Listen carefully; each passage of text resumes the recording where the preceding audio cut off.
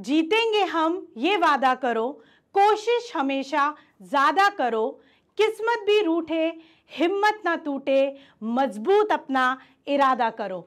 इन प्यारी पंक्तियों के साथ करते हैं आज के सेशन का आगाज। एक बार फिर आपकी biology mentor doctor Ankita Verma करती है आप सभी का स्वागत आपके फेवरेट चैनल डेफिनेट सक्सेस पाठशाला में। तो आज डेफिनेट सक्सेस पाठशाला में मैं लेकर आई हूं one shot revision chapter number 5, जो कि 10th बोर्ड का बहुत ही इंपॉर्टेंट चैप्टर है। इसका वेटेज भी बहुत ज्यादा है and the chapter is life process. Life process chapter जो है आपका एनसीईआरटी का चैप्टर नंबर 5 है, जिसमें आपके बोर्ड एग्जामिनेशन में मैक्सिमम क्वेश्चंस आते हैं। तो आज इस चैप्टर का हम 1 बाय 1 रैपिड रिवीजन करेंगे। आप सभी को पता है कि ये जो चैप्टर है ये 4 हिस्सों में 4 पार्ट्स में बटा हुआ है। तो इस चैप्टर के रैपिड रिवीजन के लिए, इस चैप्टर के फटाफट रिवीजन के लिए हमने एक स्ट्रैटेजी बनाई है जिससे हम जल्दी से कर लें इसका revision with very important topics. तो क्या क्या टॉपिक्स हम इस चैप्टर में पढ़ने वाले हैं? हम जो इस चैप्टर में टॉपिक्स कवर करने वाले हैं वो है what is life process, types of life process, nutrition, respiration, transportation and excretion. ठीक है, तो हमारे जो टॉपिक्स हैं जिसके बेसिस पे हम रिवीजन करेंगे वो है लाइफ प्रोसेस क्या है, कौन कौन से लाइफ प्रोसेस होते हैं। उसके बाद हमें पता है कि हमारा जो लाइफ प्रोसेस चैप्टर है वो 4 पार्ट्स में बटा हुआ है। कितने पार्ट्स में? 4 पार्ट्स में बटा हुआ है। पहला है आपका न्यूट्रिशन, सेकेंड पार्ट जो आपका है वो है respiration,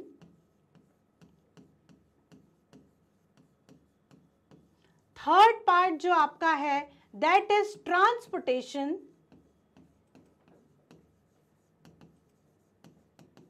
and last one is excretion.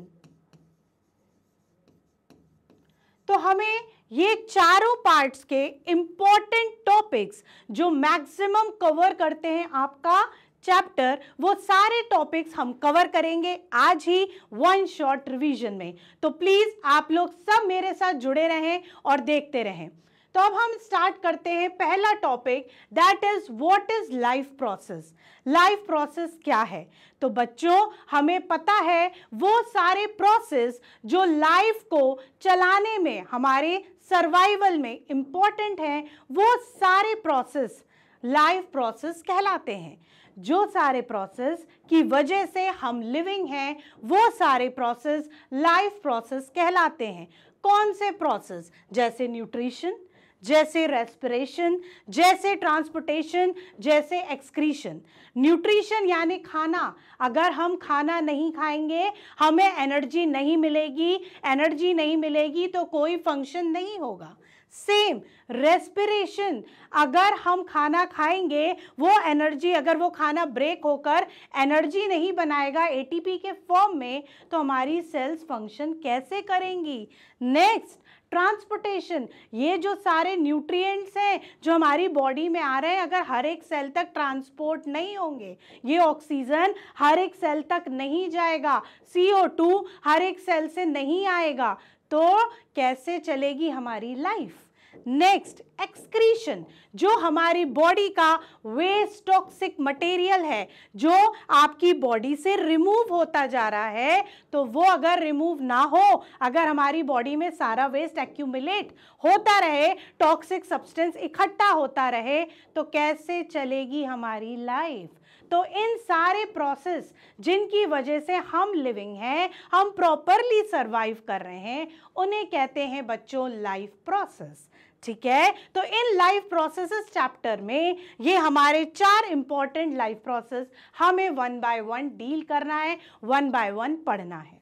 उसके बाद है टाइप्स ऑफ लाइफ प्रोसेस, हमने अभी डील कर लिए। जो टाइप्स ऑफ लाइफ प्रोसेस हमें पढ़ने हैं वो है nutrition, respiration, transportation and excretion. ये चारों को हम एक के बाद एक पढ़ेंगे और एक के बाद एक रिवाइज करेंगे। ओके, नेक्स्ट है न्यूट्रिशन। नेक्स्ट हमारा क्या है? न्यूट्रिशन। तो आ जाते हैं हम न्यूट्रिशन पे। सबसे पहले तो हमें पता होना चाहिए कि न्यूट्रिशन क्या है, ठीक है। The food that we eat through which we get energy for various living activities is known as nutrition। जो खाना हम खा रहे हैं, उस खाने से जो न्यूट्रिएंट्स हमारी बॉडी को मिल रहे हैं, जिसकी वजह से हमारी बॉडी को एनर्जी मिलती है और उस एनर्जी की वजह से बहुत सारे फंक्शंस हमारी बॉडी करती है, तो वो होता है न्यूट्रिशन। तो सारी चीज़ों के पीछे क्या है? न्यूट्रिशन है, वो हमारा फूड है, राइट। न्यूट्रिशन में क्या होता है? न्यूट्रिशन में होते हैं न्यूट्रिएंट्स। क्या होते हैं? न्यूट्रिएंट्स। न्यूट्रिएंट्स या तो ऑर्गेनिक होते हैं या तो होते हैं inorganic. There are two types of nutrients, organic nutrients and inorganic nutrients. Organic nutrients वो complex form of nutrients like carbohydrates, like fats, ठीक है, प्रोटीन्स, ये सब क्या है आपके बच्चों? ये सब है आपके complex form of nutrient, that is organic nutrients. Inorganic, all the ionic form of nutrients, vitamins etc. comes under the inorganic, like sodium ion, potassium ion, ठीक है, आपका आयरन, ये सब आपके क्या है? Inorganic form of nutrients. जब आप कोई हेल्थ ड्रिंक खरीदते हो, आप लोग सुबह सुबह स्कूल जाते होगे तो हेल्थ ड्रिंक पी के जाते हो ना, कोई बॉर्नवीटा पीता है, कोई बूस्ट पीता है, कोई हॉर्लिक्स पीता है, आप उसके डब्बे के पीछे देखना, आपको मैक्रो न्यूट्रिएंट्स की एक लिस्ट मिलेगी, उसमें ऑर्गेनिक फॉर्म ऑफ न्यूट्रिएंट्स भी रहेंगे, इनऑर्गेनिक फॉर्म। ये सब हम क्यों ले रहे हैं? क्योंकि हमारी बॉडी को एनर्जी चाहिए। एनर्जी कौन दे रहा है बेटा? न्यूट्रिएंट्स दे रहे हैं, ऑर्गेनिक फॉर्म के थ्रू और इनऑर्गेनिक फॉर्म के थ्रू, ठीक है। अब नेक्स्ट आता है mode of nutrition, that is the important part of the chapter, mode of nutrition. Organism किस तरीके से खाना खाता है, एक ऑर्गेनिज्म किस तरीके से अपना न्यूट्रिशन लेता है, उसको हम बोलते हैं मोड ऑफ न्यूट्रिशन। तो मोड ऑफ न्यूट्रिशन दो तरीके का है, एक होता है autotrophic mode, autotrophic mode of nutrition, एक होता है हेटेरोट्रॉपिक मोड ऑफ न्यूट्रिशन, ठीक है। तो एक है ऑटोट्रॉपिक, एक है हेटेरोट्रॉपिक, ठीक। ऑटोट्रॉपिक मोड ऑफ न्यूट्रिशन कौन सा न्यूट्रिशन है? ऑटो का मतलब होता है सेल्फ, क्या मतलब होता है बेटा? सेल्फ। और हेट्रो का मतलब होता है अदर्स, ठीक है।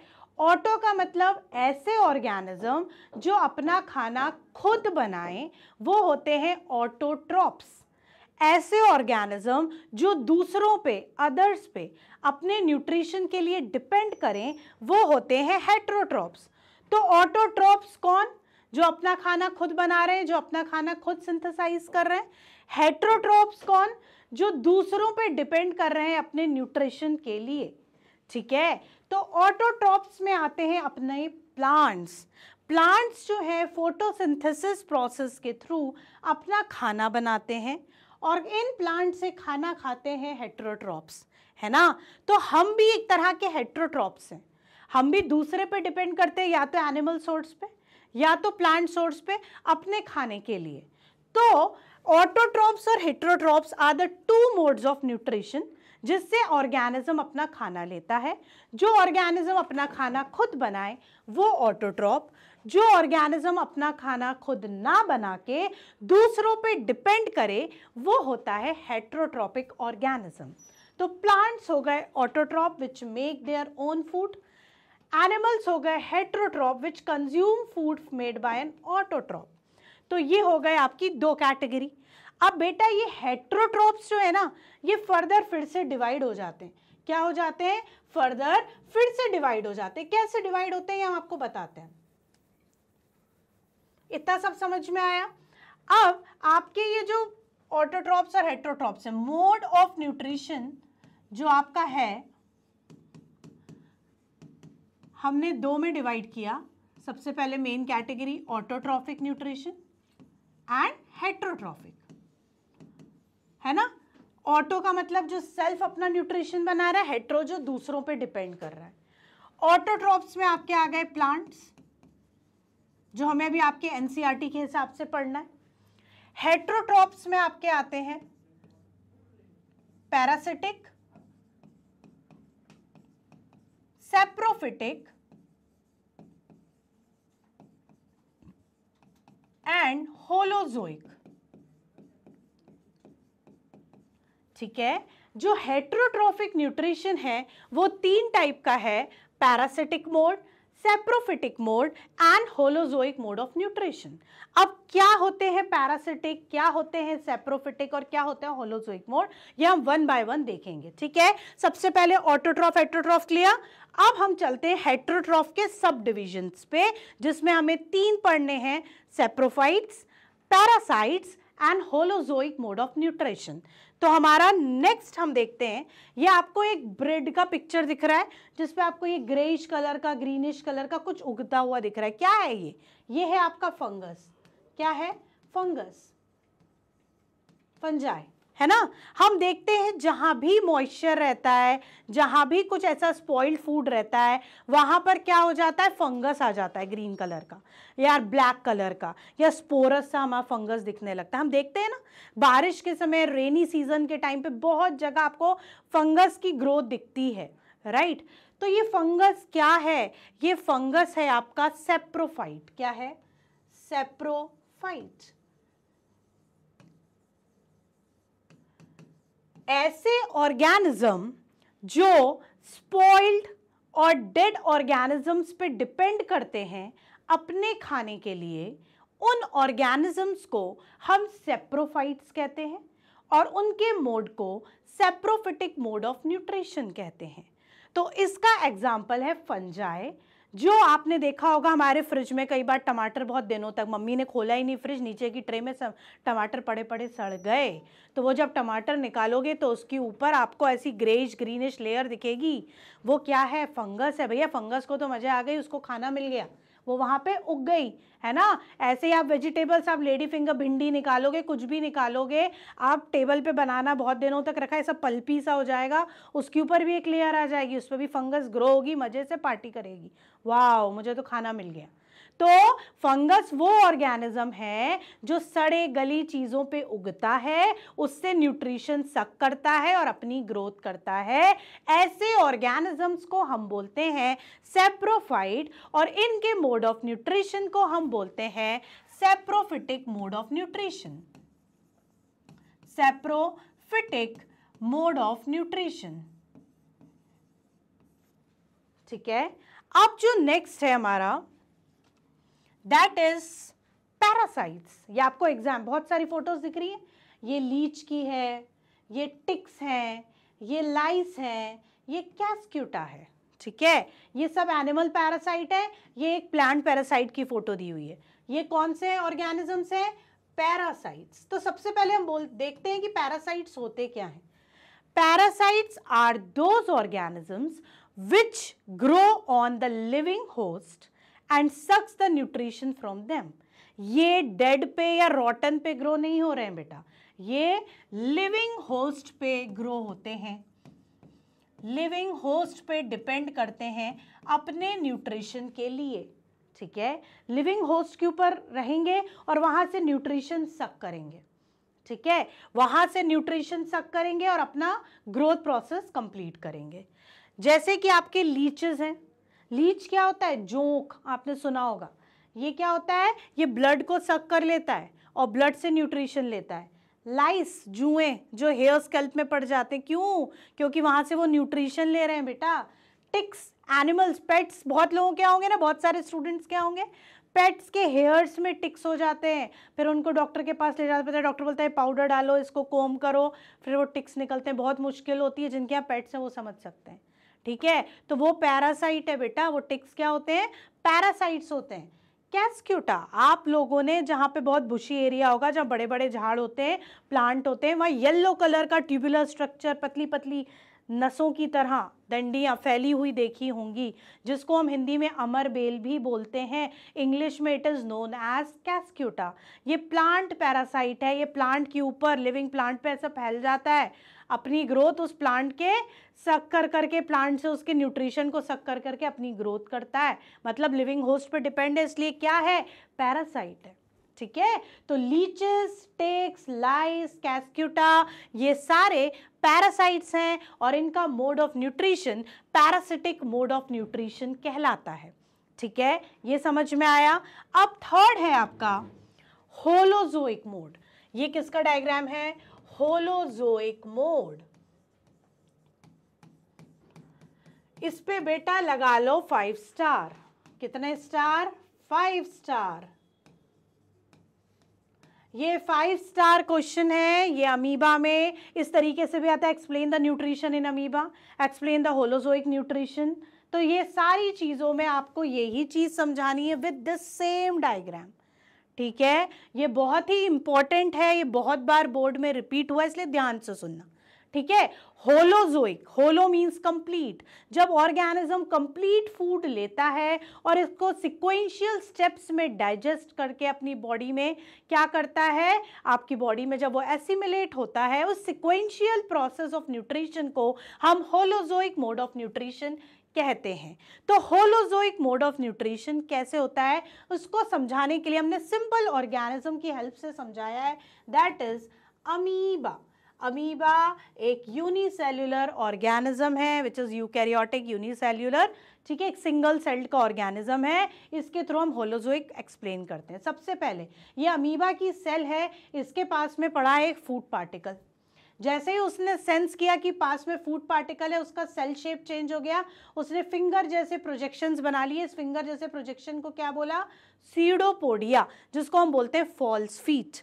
उस सीडोपोडिया ने उस फूड पार्टिकल को पकड़ के अंदर खींचा, अंदर खींच के उसको क्या कर लिया? फूड वैक्यूल के अंदर कर लिया। किसके अंदर कर लिया? फूड वैक्यूल में। उसके बाद उस फूड वैक्यूल में हो गया उसका तोड़फोड़, मतलब डाइजेशन। डाइजेशन का मतलब क्या? कॉम्प्लेक्स फूड को, एक बड़े पार्टिकल ऑफ फूड को तोड़ देना, उसको न्यूट्रिएंट्स में ब्रेक कर देना। कोई चीज़ को जब हम तोड़ते हैं तभी तो हमें उसका स्वाद आता है। जब चॉकलेट है उसको हम क्या करते हैं? क्रश करते हैं तो स्वाद ज़्यादा आता है। जैसे जैसे आप चूसोगे उसका स्वाद ज़्यादा आता है। ऐसे ही फूड जब जब ब्रेक होगा तब उसका टेस्ट आएगा, तब उससे न्यूट्रिएंट्स मिलेंगे। तो अमीबा ने भी उसको तोड़ दिया। उसके बाद हमारा फूड धीरे धीरे क्या हुआ? आसपास एब्जॉर्ब हुआ।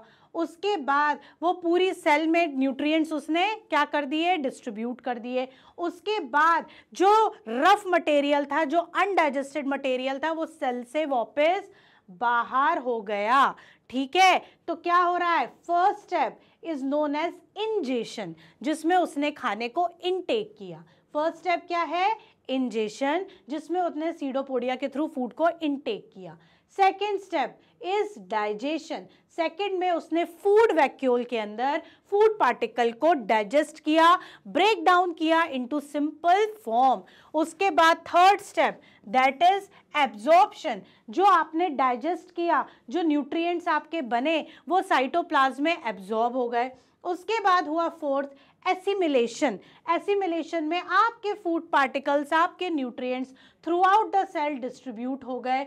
एसिमिलेट के बाद जो आपका अनडाइजेस्टेड वेस्ट मटेरियल था वो सेल से बाहर आ गया। This is known as egestion. इसको हम क्या बोलते हैं?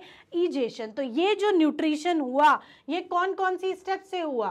फर्स्ट इज ईजेशन, जिसमें खाने को क्या किया? अमीबा ने इनटेक किया। सेकेंड इज डाइजेशन, जिसके अंदर कॉम्प्लेक्स फूड सिंपल फॉर्म में ब्रेक डाउन हुआ इन food vacuole. Third is absorption, जिसके अंदर फूड साइटोप्लाज्म में एब्जॉर्ब हुआ। नेक्स्ट इज एसिमिलेशन, जिसके अंदर न्यूट्रिएंट्स पूरी सेल में डिस्ट्रीब्यूट हुआ। लास्ट वन इज ईजेशन, जिसमें अनडाइजेस्टेड फूड सेल के बाहर आ गया। तो these are step 1, step 2, step 3, step 4, step 5। जब इन 5 प्रोसेस के थ्रू आपका डाइजेशन होता है, this type of digestion, this type of nutrition is known as holozoic mode of nutrition. हमारा और आपका न्यूट्रिशन मोड भी होलोजोइक मोड ऑफ न्यूट्रिशन है। हम भी इस तरीके से न्यूट्रिशन लेते हैं और करते हैं। ठीक है, समझ में आ गया? तो इसको हमने समझा है अमीबा के एग्जाम्पल से। आपको समझ में आ गया होगा ना? This is a 5 star question बच्चों, जिसको आपको एज इट इज समझाना है। Ingestion, digestion, absorption, assimilation, egestion, आप इसको इस तरीके से समझाओगे। ओके, अब हमने पढ़ लिए क्या? हमने पढ़ लिए मोड ऑफ न्यूट्रिशन, जिसमें हमने पढ़ा ऑटोट्रॉफिक मोड, जिसमें हमने पढ़ा हेट्रोट्रॉफिक मोड। हेट्रोट्रॉफिक में हमने पढ़ा सेप्रोफाइट्स, हमने पढ़ा पैरासाइट्स और हमने पढ़ा holozoic. I think this is clear to you. अब जो ऑटोट्रॉफ्स हैं, ठीक है, ऑटोट्रॉफ्स कौन है? ऑटोट्रॉफ्स हमारे प्लांट हैं। ठीक है, प्लांट खाना बना रहे हैं भाई, तो प्लांट खाना बनाते कैसे हैं? प्लांट खाना बनाते हैं एक इंपॉर्टेंट प्रोसेस से, जिसका नाम है फोटोसिंथेसिस। हम ये बहुत पहले 8th में भी पढ़ा, 9th में भी पढ़ा, अब 10th में भी पढ़ रहे हैं, 11th में भी पढ़ेंगे, लेकिन बहुत लार्ज उसमें मतलब वास्ट चैप्टर में पढ़ेंगे, बहुत ज़्यादा डिटेल में पढ़ेंगे फोटोसिंथेसिस। अभी हमने बस कुछ ही स्टेप्स में पढ़ लिया फोटोसिंथेसिस। जब 11th में जाओगे तो सोचोगे बाप रे, ये तो इतना बड़ा होता है। हाँ बेटा, इतना ही बड़ा होता है, लेकिन अभी हम अपने एनसीईआरटी के हिसाब से, अपने बोर्ड की प्रिपरेशन के हिसाब से, रिवीजन पॉइंट ऑफ व्यू से पढ़ रहे हैं, इसलिए मैं आपको आपके 10th एग्जाम के हिसाब से, 10th बोर्ड के हिसाब से पढ़ा रही हूँ। वैसे ये बहुत ही डिटेल्ड टॉपिक है। ओके, तो फोटोसिंथेसिस के थ्रू प्लांट बनाते हैं अपना खाना, ऑटोट्रॉफ्स बनाते हैं अपना खाना। ये खाना बनाते कहाँ हैं? एक स्पेशलाइज्ड ऑर्गेनेल में, जिसको हम बोलते हैं क्लोरोप्लास्ट। क्या बोलते हैं बेटा? क्लोरोप्लास्ट बोलते हैं। ठीक है, ये जो क्लोरोप्लास्ट है, ये कहाँ होता है? ये होता है लीफ में। कहाँ होता है? प्लांट की लीफ में ये क्लोरोप्लास्ट प्रेजेंट है। इस क्लोरोप्लास्ट को हम बोलते हैं किचन ऑफ द सेल, क्योंकि जहाँ खाना बनता है उस जगह को हम किचन बोलते हैं। तो प्लांट का खाना यहाँ बनता है, इसलिए इसको भी हम किचन बोलते हैं प्लांट का। ठीक है, अब ये जो क्लोरोप्लास्ट है, ये डबल लेयर्ड से कवर रहता है। ये उसकी आउटर मेम्ब्रेन हो गई, ये उसकी इनर मेम्ब्रेन हो गई। बीच में होते हैं ये कॉइन शेप के स्ट्रक्चर, ये आपको दिख रहा है कॉइन शेप के स्ट्रक्चर। सिंगल कॉइन को हम बोलते हैं थैलाकॉइड। क्या बोलते हैं बेटा? थैलाकॉइड। इसके जो पाइल्स रहते हैं, इसके जो ऐसे स्टैक देख रहे हैं आप लोग, इन स्टैक को हम बोलते हैं, कंप्लीट स्टैक को ग्रैनम। क्या बोलते हैं? एक स्टैक को ग्रैनम। ये जो ग्रैनम है, ये आपस में आपको इंटरकनेक्टेड दिख रहे हैं, दिख रहे हैं, ये आपस में जुड़े हुए हैं। तो ये interconnection is known as stroma lamellae, and the matrix which is filled inside this chloroplast is known as stroma. उसको हम क्या बोलते हैं? स्ट्रोमा बोलते हैं। ठीक है, तो ये है क्लोरोप्लास्ट। यहाँ पूरी फोटोसिंथेसिस की कहानी होती है। फोटोसिंथेसिस यहाँ होता है, और ये जो क्लोरोप्लास्ट है ये लीफ में होता है। कहाँ होता है बेटा? लीफ में होता है। ठीक है, और लीफ में है क्लोरोप्लास्ट, क्लोरोप्लास्ट है किचन, यहाँ बन रहा है खाना। अब खाना बन रहा है फोटोसिंथेसिस से। खाना किससे बन रहा है? फोटोसिंथेसिस से। अब क्या है फोटोसिंथेसिस, कैसे होता है फोटोसिंथेसिस, है ना? अब नेक्स्ट क्वेश्चन हो सकता है हमारा, क्या है फोटोसिंथेसिस, कैसे होता है फोटोसिंथेसिस? इस पे भी लगा लो 5 स्टार। क्वेश्चन आता है discuss the steps of photosynthesis. तो हमें स्टेप्स बतानी होती है फोटोसिंथेसिस की, कैसे कैसे फोटोसिंथेसिस होता है। ठीक, तो सबसे पहले फोटोसिंथेसिस होने के लिए जो रॉ मटेरियल की जरूरत पड़ती है, वो रॉ मटेरियल आपका होता है क्या? What is the raw material? The raw material is carbon dioxide and water. CO2 and water, ये दो जो है ये रॉ मटेरियल है किसके लिए? फोटोसिंथेसिस के लिए। ठीक है, chlorophyll. Chlorophyll is the light harvesting molecule, light harvesting pigment is chlorophyll। ये बहुत इंपॉर्टेंट है हमारे फोटोसिंथेसिस के लिए। and the energy that is solar energy, that is sunlight। ये सारी चीजें हमें चाहिए कौन से प्रोसेस के लिए? फोटोसिंथेसिस के लिए। किसके लिए? फोटोसिंथेसिस के लिए। अब plant draws up water through its roots. हमें पता है प्लांट ने पानी कहाँ से एब्जॉर्ब किया? रूट से एब्जॉर्ब करेगा ना, सॉइल से। लीव्स टेक इन CO2। CO2 कहाँ से आएगा? लीव्स में स्टोमेटा के थ्रू, स्टोमेटा एक पोर होता है, हमें पता है टाइनी ओपनिंग्स होती हैं जिसके थ्रू एक्सचेंज ऑफ गैसेस होगा। तो CO2 आ गया आपका कहाँ से? लीव से। और रूट से आपका क्या आ गया? वाटर आ गया। ठीक है, रॉ मटेरियल्स आ चुके हैं। लीव ने ट्रैप करी एनर्जी फ्रॉम सनलाइट, सूरज की रोशनी पड़ी, लीव के अंदर आपका क्लोरोफिल है। क्लोरोफिल कहाँ प्रेजेंट है? क्लोरोप्लास्ट में। क्लोरोप्लास्ट ने एनर्जी को ट्रैप कर लिया, क्लोरोफिल ने एनर्जी को ट्रैप कर लिया। ठीक है, the plant uses the energy of sunlight to turn water and CO2 into sugars and oxygen. अब ये जो प्लांट ने सनलाइट ट्रैप करी, उससे हुआ क्या? उससे हुआ ये कि वाटर का मॉलिक्यूल टूट गया। वाटर का मॉलिक्यूल टूट गया, वाटर इज H2O, तो हाइड्रोजन और ऑक्सीजन बना। वाटर टूटेगा तो क्या बनेगा? हाइड्रोजन बनेगा और ऑक्सीजन बनेगा। ऑक्सीजन वापस चला जाता है एटमॉस्फेयर में। कहाँ चला जाता है? और एटमॉस्फेयर में बच जाता है केवल हाइड्रोजन। क्या बच जाता है? हाइड्रोजन। वो हाइड्रोजन क्या करता है? रिड्यूस कर देता है कार्बन डाइऑक्साइड को। क्या बच रहा है हमारा? वाटर तो टूट गया, टूटा, ऑक्सीजन और हाइड्रोजन बनाया, ऑक्सीजन चला गया वापस एयर में, बचा केवल हाइड्रोजन। हाइड्रोजन ने रिडक्शन रिएक्शन करी, किसके साथ? CO2 के साथ, और क्या बना दिया? कार्बोहाइड्रेट्स। क्या बना दिया? कार्बोहाइड्रेट्स। वो जो कार्बोहाइड्रेट्स बने वो जाके प्लांट्स की ग्रोथ में हेल्प करते हैं, और ऑक्सीजन हमारा रिलीज हो जाता है वापस से कहाँ में? वापस से एयर में। This is how photosynthesis occurs in the leaves of green plants।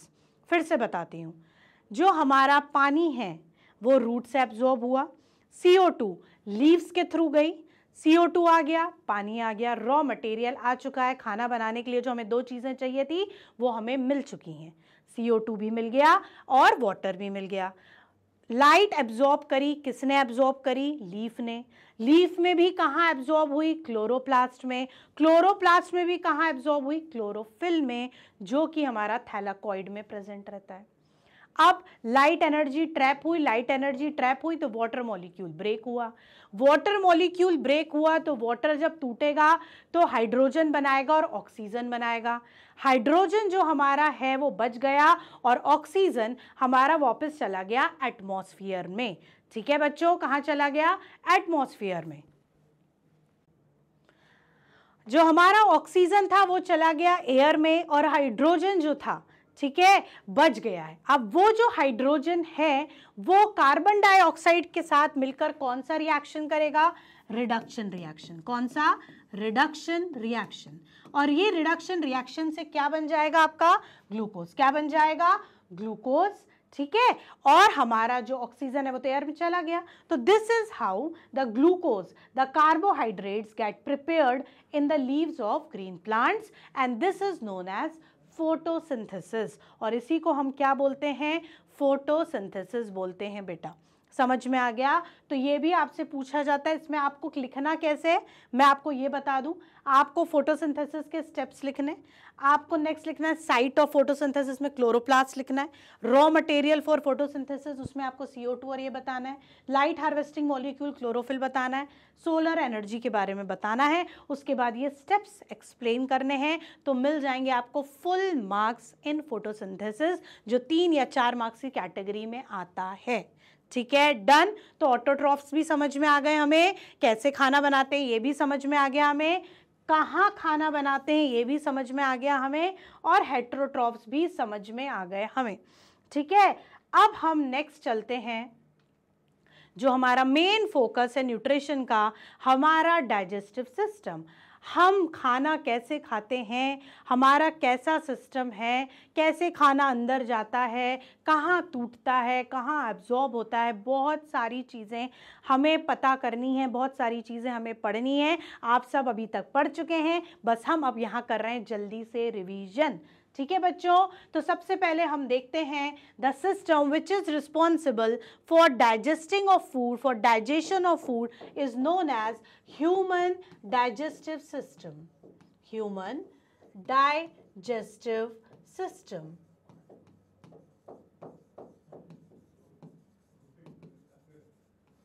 अब ये जो ह्यूमन डाइजेस्टिव सिस्टम है, it starts with a mouth, with the opening known as mouth, and it ends with the opening known as anus. ये यहाँ mouth से start होता है और एंड होता है एनस पे.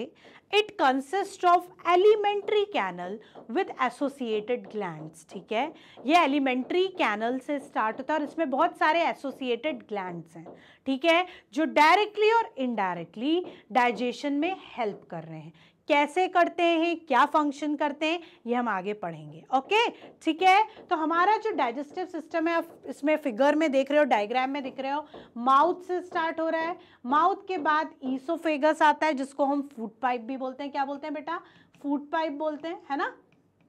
अब ये जो ईसोफेगस है, यहाँ से खाना आपका कहाँ जा रहा है? स्टमक में.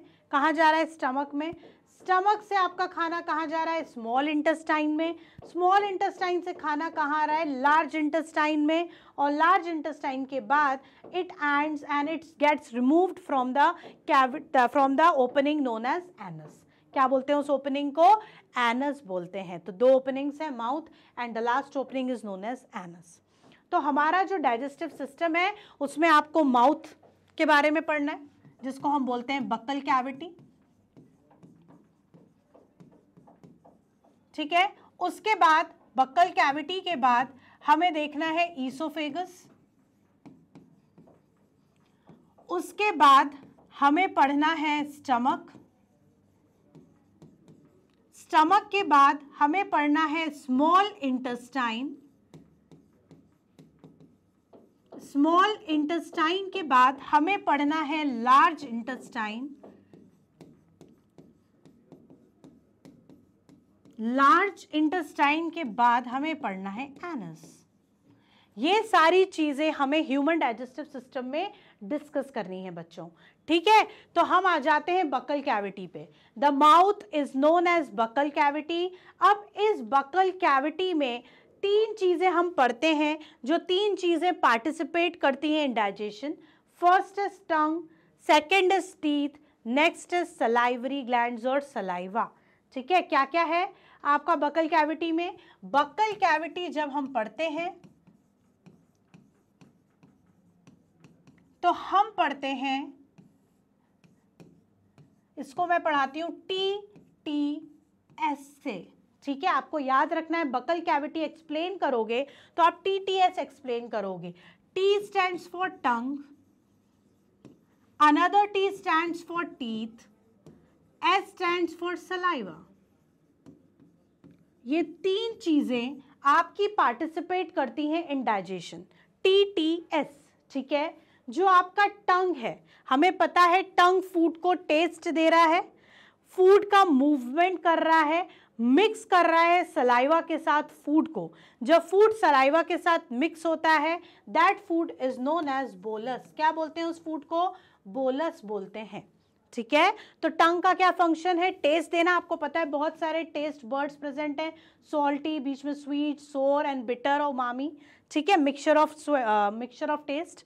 ठीक है, तो ये जो है आपको खाने को टेस्ट देने का काम करना, क्योंकि बिना स्वाद के खाना क्या कोई खाना है? नहीं ना. तो वो जो स्वाद आ रहा है, जो आपको अच्छा अच्छा स्वाद आता है, वो हमारी टंग की वजह से आता है. ठीक है, तो टंग टेस्ट देता है. सबसे पहला फंक्शन इसका टेस्ट है. दूसरा, it mixes food with saliva. Saliva के साथ फूड को मिक्स कर रहा है ना. और क्या बना रहा है? बोलस. उस फूड को हम क्या बोलते हैं? बोलस बोलते हैं. ठीक. दूसरा है आपका टीथ. टीथ के स्ट्रक्चर को देखें तो जो अंदर एम्बेडेड रहता है जॉ में, उसको हम बोलते हैं रूट रीजन. और जो हमारा बीच का पोर्शन है दैट इज नेक. और जो अबव पोर्शन जो हमें दिखता है दैट इज क्राउन. ठीक है, वो क्या होता है? मुकुट, क्राउन. राइट. तो जो अंदर है दैट इज रूट, बीच में जो है नेक, और ऊपर क्या है? क्राउन रीजन है. जो हमारी लेयर होती है, जो व्हाइट लेयर दिख रही है, that is known as enamel. क्या बोलते हैं हम उसे? इनेमल बोलते हैं. हार्डेस्ट लेयर होती है ये. उसके नीचे होती है डेंटाइन. क्या होती है? डेंटाइन. उसके बाद पल्प होती है. पल्प में आपके नर्व फाइबर्स, ब्लड वेसल, सारी चीजें सप्लाइड रहती हैं. क्लियर. फिर आपका gum tissue, bone, nerve and blood vessels, ये सारी चीजें बताई हैं. तभी तो आपके टीथ सेंसिटिव होते हैं. है ना। सेंसिटिव क्यों होते हैं? क्योंकि वह नर्व्स, ब्लड वेसल, सारी चीजें प्रेजेंट है। जब दांत डॉक्टर निकालता है तो ब्लड आता है? नहीं आता है? आता है ना। तो वो इसी वजह से आता है, क्योंकि दर्द होता है। क्यों होता है? नर्व है ना वहां पे बेटा, नर्व भी है, ब्लड वेसल्स भी हैं, सब कुछ है, पूरा सेंसेशन प्रेजेंट है, ठीक है। इसी वजह से कभी कोई चीज़ ठंडी खा लेते तो कैसा लगता है ना। तो वो इसीलिए होता है क्योंकि वहाँ पे नर्व फाइबर्स भी हैं, यहाँ पे ब्लड वेसल्स भी हैं, जो कि आपके गम पोर्शन में प्रेजेंट रहते हैं। अब ये टीथ क्या कर रहा है? सबसे पहले ब्रेकिंग ऑफ फूड, जो हमारे लंप ऑफ फूड है, जो हमने कॉर खाया उस कॉर को तोड़ना है ना। जब टूटेगा तब तो अंदर आप गटकोगे, स्वेलो अप कर पाओगे। तो ब्रेकिंग ऑफ फूड कर रहा है, ठीक है। सबसे इंपॉर्टेंट फंक्शन, जब फूड टुकड़ों में टूट जाएगा तो एंजाइम्स उस पर अच्छे से एक्ट कर पाएंगी। कोई चीज़ इकट्ठी है तो उसको तोड़ना मुश्किल है, जब कोई चीज़ अलग अलग टुकड़ों में बट जाती है तो उसको तोड़ना आसान हो जाता है। टीथ भी वही काम कर रहे हैं, उस खाने के बड़े से पार्टिकल को तोड़ देता है च्यूइंग से और स्मॉल पार्टिकल्स ऑफ फूड में बना देता है, जिससे हमारी एंजाइम इजीली वर्क करके उसको डाइजेस्ट कर देती हैं, ठीक है। तो हमारा सेकंड हो गया टीथ। थर्ड, सलाइवरी ग्लैंड्स या सलाइवा, बहुत important in terms of digestion. Salivary glands हमारे माउथ में प्रेजेंट है, आपके पैरोटिड ग्लैंड्स प्रेजेंट रहते हैं, आपका सब लिंगुअल ग्लैंड प्रेजेंट रहता है, ठीक है, और आपका सब मैंडिबुलर ग्लैंड प्रेजेंट रहता है। पैरोटिड ग्लैंड आपका ईयर के फ्रंट में प्रेजेंट रहता है, ठीक है, इन फ्रंट ऑफ ईयर। आपका सब लिंगुअल ग्लैंड जो है आपके टंग के नीचे प्रेजेंट रहता है। आपका सब मैंडिबुलर ग्लैंड जो है आपके जॉ के नीचे प्रेजेंट रहता है। ये आपके माउथ को मॉइस्ट रखता है, आपके माउथ को वेट रखता है, ठीक है। ये डक्ट के थ्रू धीरे धीरे धीरे धीरे सलाइवा सीक्रेट करता रहता है। अब ये मॉइस्ट तो रखता है, ये वेट तो रखता है, ये साथ में एक इंपॉर्टेंट फंक्शन करता है। सबसे पहले तो हमारे फूड को, जो हमने फूड खाया उसको मॉइस्ट कर देता है। अरे कोई चीज़ गीली होगी तो वो गटकने में आसान होगी ना, अगर कोई सूखी चीज़ गटकोगे तो फंस जाएगा, खांसी आएगी, खाना बाहर, है ना। तो वो जो गीला करता है, फूड को मॉइस्ट करता है, दैट इज सलाइवा। तो पहला फंक्शन मॉइस्चर, मॉइस्चन द फूड। और दूसरा फंक्शन, दूसरा important function, it starts the digestion. कैसे? इस सलाइवा में प्रेजेंट रहती है एक डाइजेस्टिव एंजाइम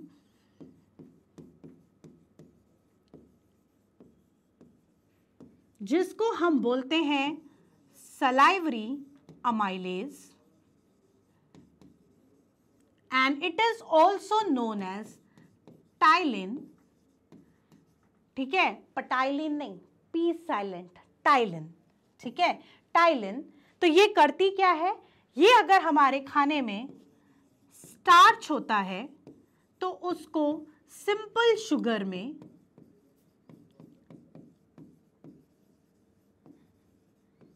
ब्रेक कर देती। क्या कर देती है? ब्रेक कर देती है, ठीक है। ये स्टार्च को सिंपल शुगर में डाइजेस्ट कर देती है। कौन सी एंजाइम? सलाइवरी अमाइलेज और टाइलिन। और ये सलाइवरी अमाइलेज कहाँ प्रेजेंट है बच्चों? सलाइवा में प्रेजेंट है। इसका मतलब डाइजेशन माउथ से ही स्टार्ट हो गया है। कौन सी एंजाइम के थ्रू? अमाइलेज के थ्रू। डन, ठीक है। ये हो गया हमारा बकल कैविटी, जिसमें हमने पढ़ा टेस्ट जो हमारी टंग दे रही है, बोलस बना रही है, टीथ जो हमारे फूड को ब्रेक कर रहा है, और हमारा सलाइवरी ग्लैंड्स जो हमारे मुंह में सलाइवा सीक्रेट कर रहा है, that is parotid gland, sublingual gland, submandibular gland, और उसके अंदर जो एंजाइम है salivary amylase which is also known as ptyalin, जो स्टार्च को ब्रेक कर रहा है सिंपल शुगर में, ठीक है। अब हमारा खाना क्या है? हमारा खाना बोलस फॉर्म बन चुका है। अब वो बोलस फेरिंक्स से होता हुआ, थ्रोट से होता हुआ ईसोफेगस में आएगा। ईसोफेगस यानी फूड पाइप, और वो जो फूड पाइप है बेटा वो एक मस्क्यूलर स्ट्रक्चर है। ईसोफेगस क्या है? मस्क्यूलर स्ट्रक्चर है, ठीक है, वो मस्क्यूलर ट्यूब है। अब जो हमारा खाना आता है ना वो कैसा आता है? वो बोलस फॉर्म नीचे नीचे से पुश होता है, एक वेव ऑफ कॉन्ट्रैक्शन और रिलैक्सेशन मूवमेंट होता है। तो ये खाना नीचे नीचे नीचे नीचे उस कॉन्ट्रैक्शन और रिलैक्सेशन मूवमेंट से स्टमक की तरफ जाता है। तो ये जो कॉन्ट्रैक्शन और रिलैक्सेशन की वेव वाली मूवमेंट है ना, इसको हम बोलते हैं peristalsis movement. Peristalsis movement. Very important question. What do you mean by peristalsis movement? The contraction and relaxation movement of esophagus through which the bolus get pushed towards the stomach is known as peristalsis movement. तो ये question भी आप ध्यान से पढ़ें कि peristalsis movement क्या होता है. अब बोलस हमारा आ गया स्टमक में. स्टमक के हमारे पार्ट्स होते हैं, that is fundus, body and pylorus. ठीक है, ईसोफेगस से खाना आ गया हमारे स्टमक के अंदर. अब स्टमक में हमारी इंपॉर्टेंट चीजें हैं, और वो इंपॉर्टेंट चीजें हैं किस फॉर्म में. स्टमक की बात करें हम,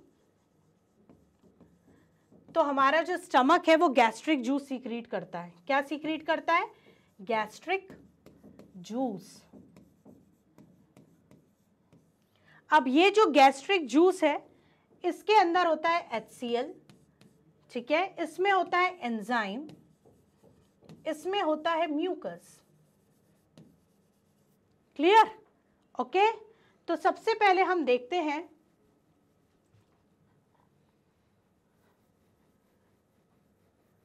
हमारा HCl क्या कर रहा है. ठीक है, तो जो HCl है का फंक्शन ये है कि जो बोलस हमारा स्टमक में आया उसमें अगर कोई जर्म पार्टिकल है, कुछ भी है, तो उसको किल कर देना, क्योंकि HCl is a strong acid. ठीक है, वो उसको रिमूव कर देगा, किल कर देगा. दूसरा फंक्शन ये है कि वो एक एसिडिक एनवायरनमेंट क्रिएट करता है. क्या करता है? एसिडिक एनवायरनमेंट क्रिएट करता है, जिसकी वजह से आपकी एक digestive enzyme which is named as pepsinogen active हो जाती है.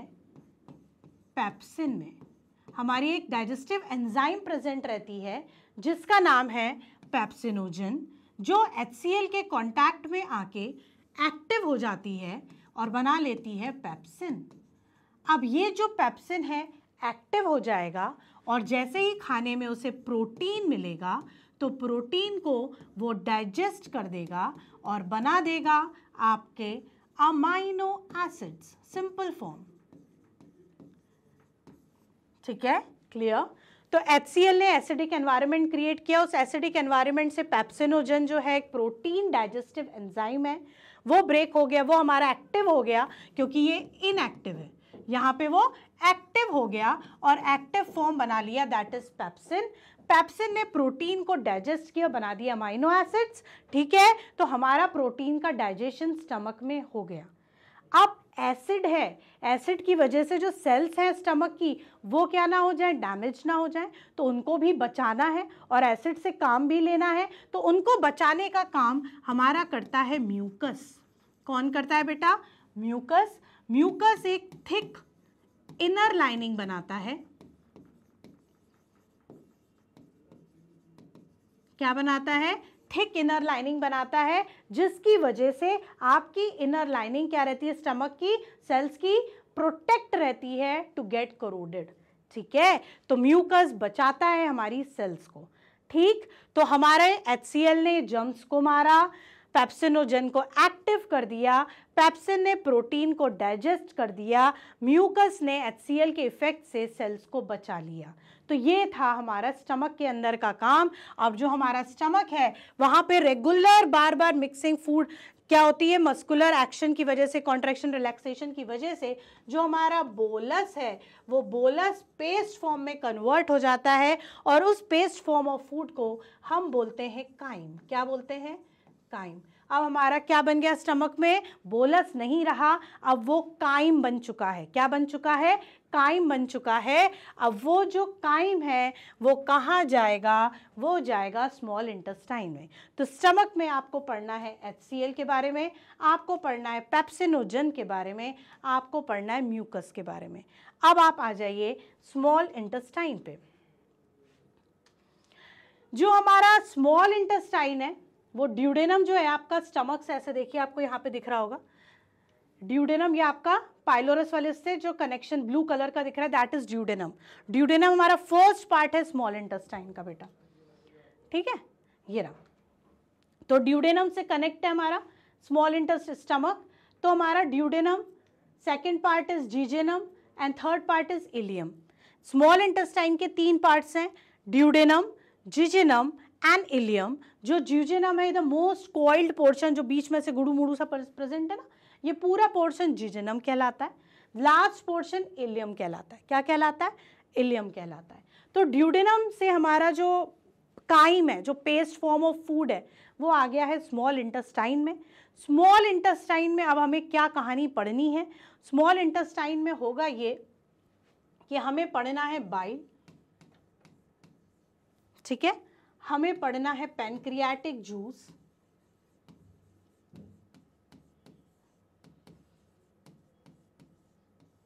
ठीक है, हमें पढ़ना है विलाय,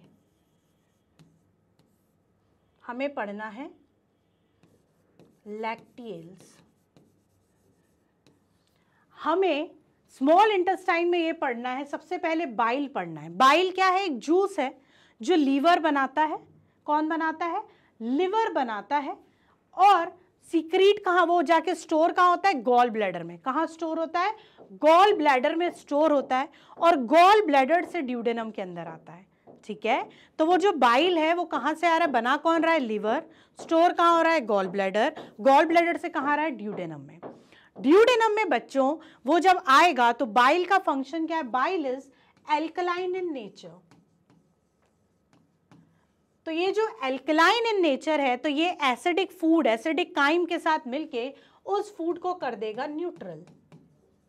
क्या कर देगा? न्यूट्रल फूड बना देगा। अब हमें एसिडिक की जरूरत नहीं है, हमें उस फूड को न्यूट्रल करना है भाई। तो बाइल सबसे पहले एसिडिक फूड के साथ मिलके उसको क्या कर देगा? न्यूट्रल बना देगा। दूसरा काम, important function, emulsification of fats. Fats को इमल्सिफाई करना। इमल्सिफाई मतलब फैट एक कॉम्प्लेक्स बायोमोलिक्यूल है, ठीक है, उसको तोड़ना आसान नहीं है, उस पे एंजाइम्स का काम करना आसान नहीं है। तो उस बिग मॉलिक्यूल को पहले स्मॉल ग्लोब्यूल्स में ब्रेक करना है। तो वो स्मॉल ग्लोब्यूल्स में ब्रेक करने का काम आपका बाइल करता है। कौन करता है? बाइल।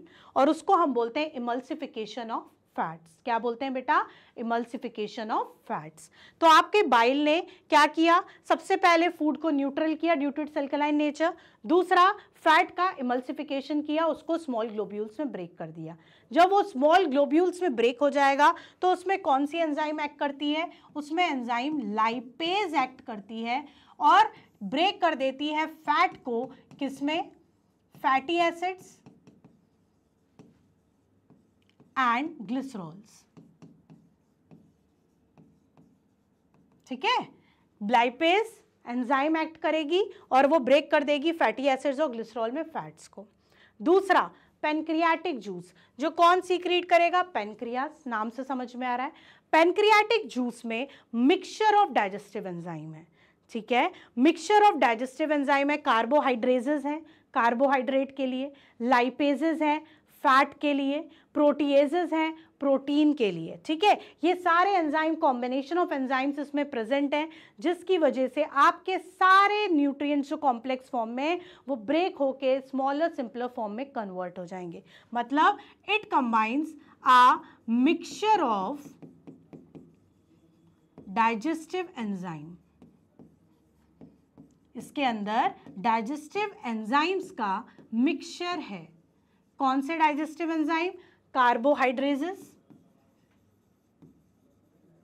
लाइपेजेस फैट के लिए, प्रोटीएजेस प्रोटीन के लिए, ठीक है। तो आपका कंप्लीट डाइजेशन हो जाएगा यहां पे। तो अब आप देखिए, माउथ में कार्बोहाइड्रेट ब्रेक हुआ, स्टमक में प्रोटीन ब्रेक हुआ, नीचे स्मॉल इंटेस्टाइन में आपका कंप्लीट डाइजेशन हो गया, चाहे वो कार्बोहाइड्रेट था, फैट था कि प्रोटीन था। मतलब the complete digestion of food occurs in small intestine. कहां हुआ बेटा? स्मॉल इंटेस्टाइन में कंप्लीट डाइजेशन हो गया। दूसरा फंक्शन स्मॉल इंटेस्टाइन का कंप्लीट डाइजेशन तो है ही, एक और इंपॉर्टेंट फंक्शन, पहला फंक्शन कंप्लीट डाइजेशन, दूसरा important function absorption, absorption of nutrients. कौन करेगा? विलाय।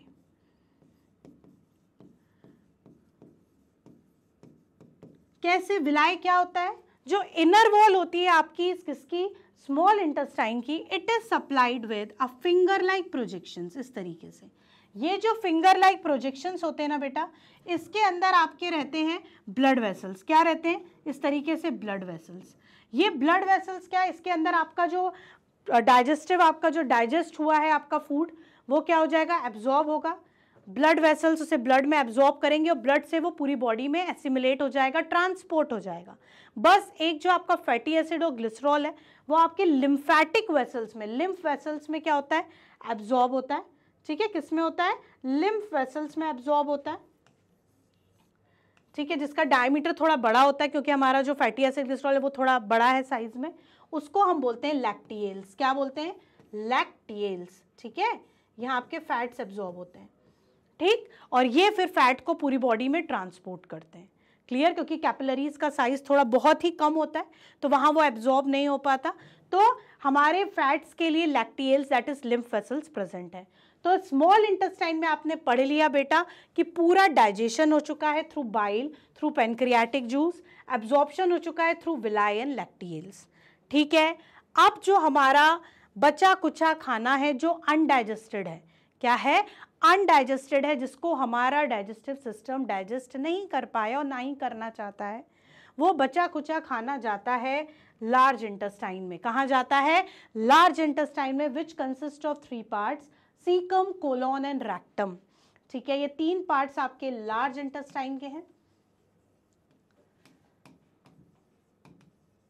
अब लार्ज इंटेस्टाइन में होता क्या है, कोलोन के अंदर आपका वाटर, मिनरल्स, जो एक्स्ट्रा पानी है, मिनरल्स हैं, वाइटामिन्स हैं, वो फिर से एब्जॉर्ब हो जाते हैं। बच जाता है एक सॉलिड मास ऑफ फूड जो जाके आपके रेक्टम में स्टोर्ड हो जाता है, टेम्परली स्टोर्ड हो जाता है, और एनस के थ्रू क्या होता है, बॉडी से इजेस्ट आउट हो जाता है, बॉडी से निकल जाता है। ठीक है, this is how the digestion occurs in our digestive system. मेरे हिसाब से आपको समझ में आ गया। माउथ से अंदर गया, माउथ में TTS, tongue, teeth and saliva. उसके बाद आपका ईसोफेगस जिसमें पेरिस्टाल्सिस मूवमेंट। उसके बाद स्टमक, स्टमक में HCl, pepsinogen and mucus and chyme. Now small intestine, bile, pancreatic juice, villi and lacteals. Large intestine, absorption of water and vitamins, and the paste of food gets temporarily stored in the rectum and excreted and egested out through the anus. और anus से वो क्या हो जाता है, बाहर हो जाता है। तो ये है हमारा digestive system, that is human digestive system. तो ये हमारा पूरा था न्यूट्रिशन का पोर्शन। कौन सा पोर्शन बेटा, न्यूट्रिशन का पोर्शन, जो आपको समझ में आ गया होगा। ठीक है, अब जो हमारा नेक्स्ट है दैट इज रेस्पिरेशन। क्या है हमारा नेक्स्ट, दैट इज रेस्पिरेशन। ठीक है, तो जो रेस्पिरेशन पोर्शन है आपका, क्लियर, उसके अंदर हम स्टार्ट करने से पहले मैं आपको ये बताना चाहूंगी कि रेस्पिरेशन और ब्रीदिंग, आप 2 वर्ड सुनते हैं, एक होता है रेस्पिरेशन, एक होता है ब्रीदिंग। दोनों में अंतर है कि नहीं है, यस और नो? मुझे पता है आप लोग यस ही बोलोगे, अच्छे बच्चे हो ना, यस है ना। रेस्पिरेशन जहां पे बायोकेमिकल प्रोसेस इन्वॉल्व हो, केमिकल आपका ब्रेकडाउन इन्वॉल्व हो ग्लूकोज का, और जिसमें ATP बन रहा हो, that is respiration. Breathing, physical exchange of gases, CO2 और O2 का हम जब फिजिकल एक्सचेंज की बात करते हैं तब हम उसको बोलते हैं सांस लेना, ब्रीदिंग। ठीक है, तो ये 2 अलग अलग टर्म्स हैं, हमें अलग अलग इसलिए यूज करते हैं। रेस्पिरेशन जब हम ग्लूकोज की ब्रेक डाउन की बात करते हैं और ATP के सिंथेसिस की बात करते हैं। ब्रीदिंग जब हम जस्ट CO2 और O2 के एक्सचेंज की बात करते हैं, दैट इज ब्रीदिंग। ठीक है, अब चाहे प्लांट्स हो चाहे एनिमल्स हो, सब में रेस्पिरेशन होगा, सबको जिंदा रहना है, सबको जीवित रहना है, सबको सरवाइव करना है ना। तो हम लोग को जिंदा रहना है, हम लोग को सरवाइव करना है, तो हमारे पास तो एक वेल डेवलप्ड सिस्टम है जिसको हम बोलते हैं रेस्पिरेटरी सिस्टम। प्लांट्स के पास ऐसा कोई रेस्पिरेटरी सिस्टम नहीं है, तो प्लांट्स कैसे रिस्पायर करेंगे, तो प्लांट्स रिस्पायर करते हैं 3 स्ट्रक्चर से। पहला होता है स्टोमेटा, दूसरा होता है लेंटिसेल, तीसरा होता है root hair. Plants respire by 3 main structures, that is stomata, the next one is lenticels, and the last one is root hairs. याद रखिएगा, है ना। Discuss the structures through which plants respire. They are the three structures that are stomata, lenticels and root hairs. Plants जो है तीन main structure से respire करते हैं, एक है स्टोमेटा, एक है लेंटिसेल, एक है रूट हेयर्स। तीन स्ट्रक्चर्स होते हैं, ठीक है। स्टोमेटा क्या है बेटा? Stomata are the tiny openings present on the leaf surface, जिससे एक्सचेंज हमने अभी फोटोसिंथेसिस में भी देखा, CO2 अंदर आता है, O2 बाहर जाता है, ठीक है। तो इसी से वो अपना क्या करते हैं, रेस्पिरेशन प्रोसेस करते हैं। लेंटिसेल्स जो वुडी स्टेम्स होती हैं, ठीक है, जो वुडी स्टेम्स होती हैं उनमें जो पोर्स होते हैं जो ओपन रहते हैं, that pores are known as lenticels. उनको क्या बोलते हैं हम लोग? लेंटिसेल्स बोलते हैं। उसके बाद रूट हेयर्स, जो हमारा सॉइल में आपका ऑक्सीजन ट्रैप रहता है, वो ऑक्सीजन जो ट्रैप्ड ऑक्सीजन है वो किसके थ्रू अंदर जाता है? रूट हेयर्स के थ्रू अंदर जाता है, जो एपिडर्मल एक्सटेंशंस रहते हैं उसके थ्रू अंदर जाता है। तो तीन स्ट्रक्चर्स आप प्लांट में एक्सप्लेन करोगे, एक स्टोमेटा एक्सप्लेन करोगे, एक लेंटिसेल एक्सप्लेन करोगे, एक रूट हेयर्स एक्सप्लेन करोगे, ठीक है। ओके, तो प्लांट्स में आपको ये तीन बता देने हैं। अब आ जाओ मेन फोकस पे, human respiratory system. Human respiratory system, तो हम अगर ट्रैक्ट देखें, रेस्पिरेटरी सिस्टम देखें, तो हमारी सांस अंदर गई नेजल कैविटी से, फेरिंग्स से होते हुए लैरिंग्स में आई, लैरिंग से होते हुए ब्रोंकाई, ट्रैकिया, ट्रैकिया से फिर ब्रोंकाई, ब्रोंकाई से bronchioles, and bronchioles are present in lungs. और ब्रोंक्यूल्स के अटैच होते हैं ग्रेप लाइक स्ट्रक्चर्स, जिनको हम बोलते हैं एल्वियोलाई। क्या बोलते हैं? Alveoli, which are the main functional unit of respiration present in lungs. Okay, तो ये आपका क्या है? रेस्पिरेटरी सिस्टम है पूरा, जो हम लोग जैसे सांस लेते हैं, कैसे वो पैसेज रहता है, कैसा वो ट्रैक्ट रहता है, एक बार हम देख लें। सबसे पहला है नेजल कैविटी। नेजल कैविटी से फिर होता है आपका फेरिंग्स, फेरिंग्स के बाद लैरिंग्स, लैरिंग्स के बाद ट्रैकिया, ट्रैकिया के बाद ब्रोंकाई, ब्रोंकाई के बाद ब्रोंक्यूल्स, ब्रोंक्यूल्स के बाद लंग्स, और लंग्स में होता है एल्वियोलाई। ये आपका पूरा क्या है?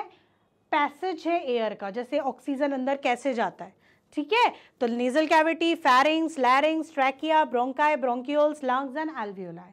क्लियर? ये आपका पूरा मिलकर क्या बनाता है? रेस्पिरेटरी सिस्टम बनाता है। मतलब पूरा खेल लंग्स का है। किसका है पूरा खेल? यहाँ पे लंग्स का है, ठीक है, क्योंकि लंग्स में ही आपके मेन फंक्शनल यूनिट प्रेजेंट है, और वो है क्या? वो है आपकी एल्वियोलाई। लंग्स बहुत डेलिकेट ऑर्गन है, इसलिए कवर्ड रहता है आपकी रिब केज से। उसके ऊपर बहुत सारा रिब्स आपकी अरेंज रहती हैं, जिससे डायरेक्ट जर्क आपके लंग्स को ना लगे, कभी सडन एक्सीडेंट हो, कोई इंजरी हो, तो उसको प्रोटेक्शन मिलती है in the form of rib cage. देखिए भगवान ने कितनी तरीके से हमारी बॉडी बनाई है। ब्रेन है हमारा बहुत डेलिकेट स्ट्रक्चर, ब्रेन के बिना हमारा कोई भी बॉडी का पार्ट कंट्रोल नहीं होगा, तो उसके लिए भी एक परमानेंट हेलमेट प्रेजेंट है, that is in the form of school.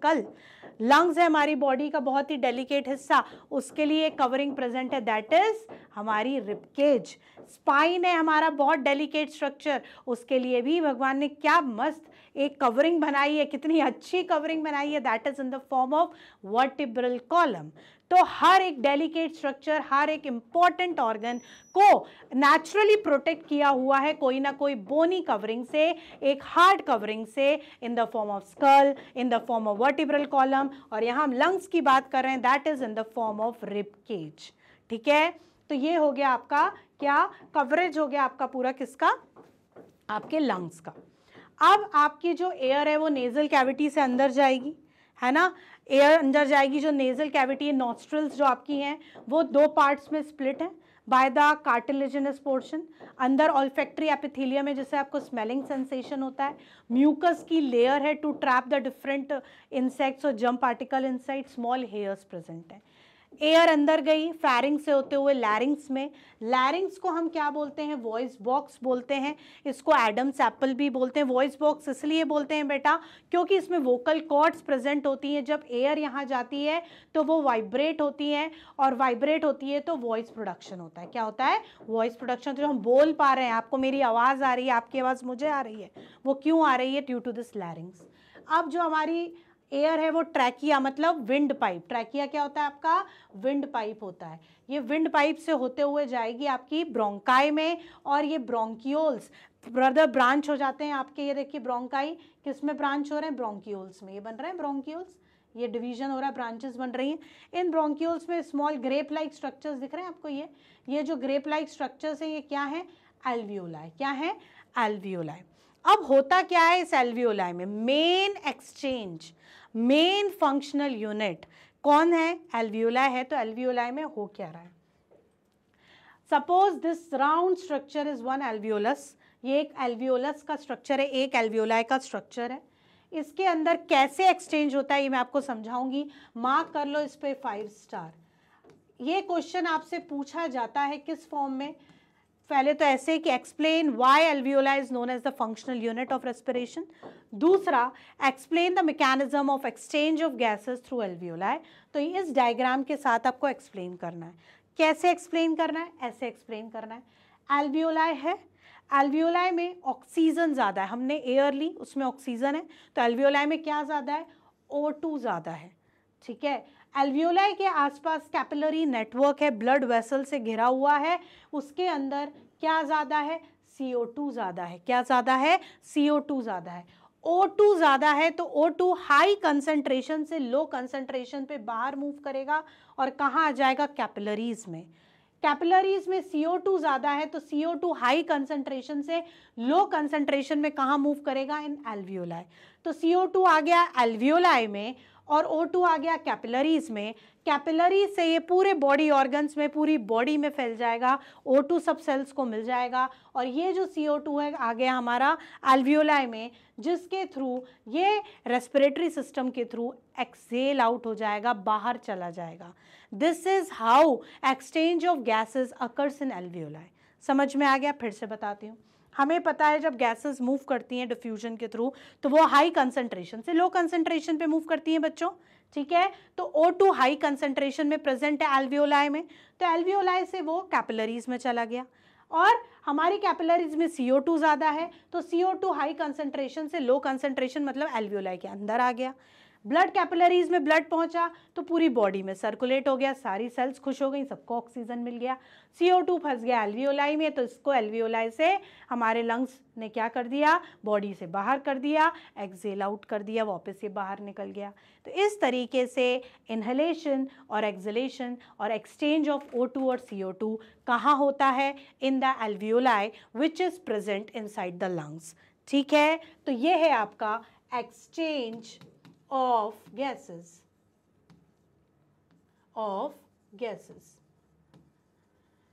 ठीक है। तो ये क्वेश्चन आपको दो तरीके से आएगा। Alveoli is known as the functional unit of respiration, explain, ऐसे भी पूछ सकते हैं। Explain the gaseous exchange in alveoli, ऐसे भी पूछ सकते हैं। दोनों में ये डायग्राम बनाओ बच्चों और इसको एक्सप्लेन कर दो। ठीक है, कि O2 आपका कैसे कहाँ से कहाँ मूव हो रहा है और CO2 आपका कैसे मूव हो रहा है। बस ये सिंपल सी चीज़ एक्सप्लेन करनी है और 4 मार्क्स पक्के। ठीक है, चलो अब आ जाओ नेक्स्ट पे, जो आपका एक और important, explain the mechanism of breathing. Mechanism of breathing को एक्सप्लेन करो। तो जो हमारा ब्रीदिंग है उसमें 2 मेन स्टेप्स होती हैं। कौन सी, इनहेलेशन एंड एक्सहेलेशन। ठीक है, inhalation and exhalation, these are the 2 main steps in breathing. Inhalation में और एक्सहेलेशन में क्या होता है, ये डायग्राम भी बनाना होगा आपको। बॉडी स्ट्रक्चर भले ही ना बनाओ, लेकिन ये रिब वाला क्या कॉन्ट्रैक्ट हो रहा है, क्या रिलैक्स हो रहा है, ये बना के एक्सप्लेन करोगे तो पूरे 5 मार्क्स हैं आपके, पक्का गारंटी। ये भी आपका 5 स्टार क्वेश्चन है। Explain the mechanism of breathing. जो मैं आपको बता रही हूँ वो क्वेश्चंस बहुत अच्छे से प्रिपेयर करने फॉर योर बोर्ड एग्जाम्स।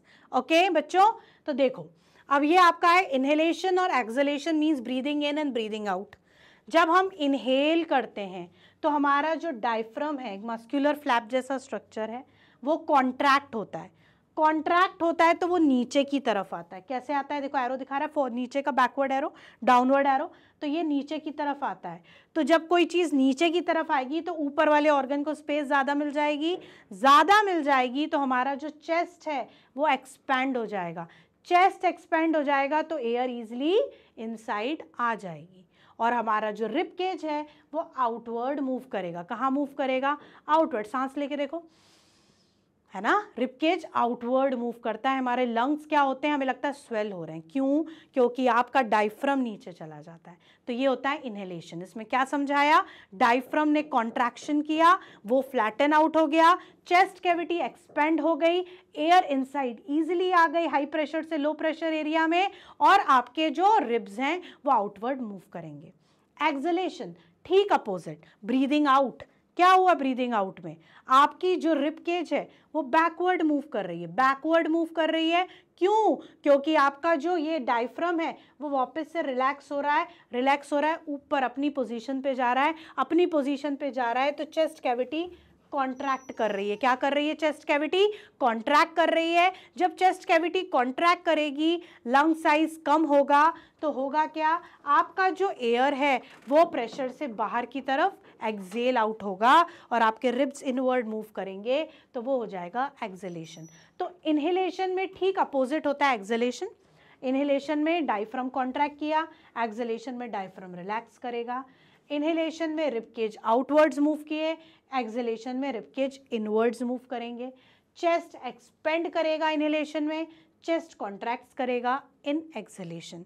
तो इन फिनोमेना के थ्रू, इन पार्ट्स के थ्रू आपको इनहेलेशन और एक्सहेलेशन एक्सप्लेन करना है विद दिस रिस्पेक्टिव डायग्राम। तो आपको मिलेंगे 4 मार्क्स पूरे in your board exams. Okay, समझ में आ गया ना? तो this is your respiration portion, जिसमें आपको प्लांट्स के respiratory parts, stomata, lenticels, root hairs, human respiratory center which starts from nasal cavity, pharynx, larynx, trachea, bronchi, bronchioles, lungs and alveoli. Most important question, alveoli is known as the functional unit. Why? Then the another important question, 5-star question, explain the mechanism of breathing, that is inhalation or exhalation, जिसमें आपका क्या क्या होता है और कैसे होता है विद डायग्राम आपको एक्सप्लेन करना है। ठीक है, ये लाइफ प्रोसेसेस का सेकंड पार्ट था। अब आ जाओ बच्चों थर्ड पार्ट पे, जिसमें बहुत सारे क्वेश्चंस बनते हैं, दैट इज ट्रांसपोर्टेशन।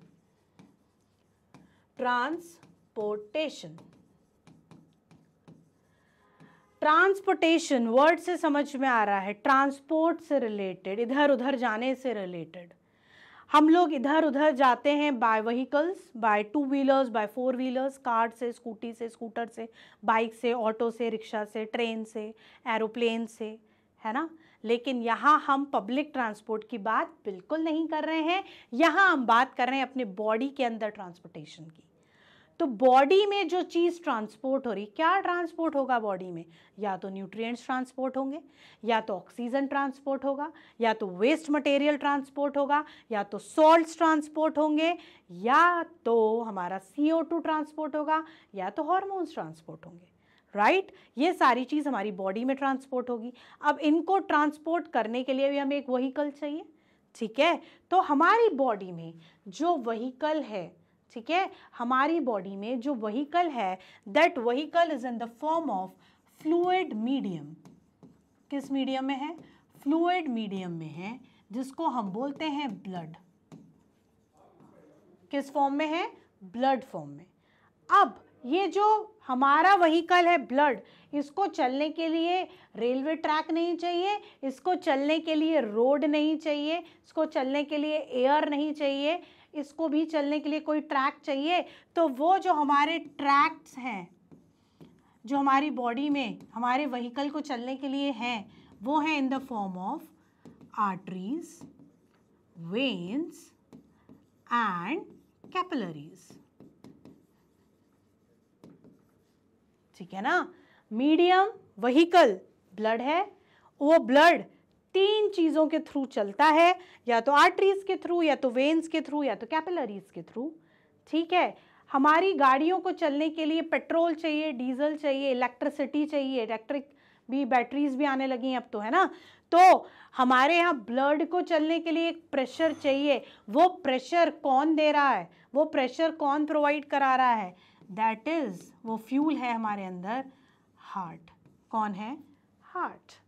समझ में आया हमने इसको ट्रांसपोर्टेशन से क्यों जोड़ा है, क्योंकि हमारी बॉडी में ट्रांसपोर्टेशन मीडियम वो व्हीकल है ब्लड, वो व्हीकल चलता है या तो आर्टरीज में, या तो वेन्स में, या तो कैपिलरीज में, और फ्यूल यूज करता है हार्ट के थ्रू, एक हार्ट उसको जर्क देता है तो वो आगे की तरफ मूव कर जाता है। ना ही पेट्रोल चाहिए, ना ही डीजल चाहिए।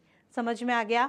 तो this is transportation, and this system which contains the blood vessels and heart is known as blood vascular system. इसको हम ब्लड वैस्कुलर सिस्टम बोलते हैं। ठीक है ना, ब्लड वैस्कुलर सिस्टम, जिसमें हम ये तीन चीज पढ़ते हैं, ब्लड पढ़ते हैं, ब्लड वेसल्स पढ़ते हैं और हार्ट पढ़ते हैं।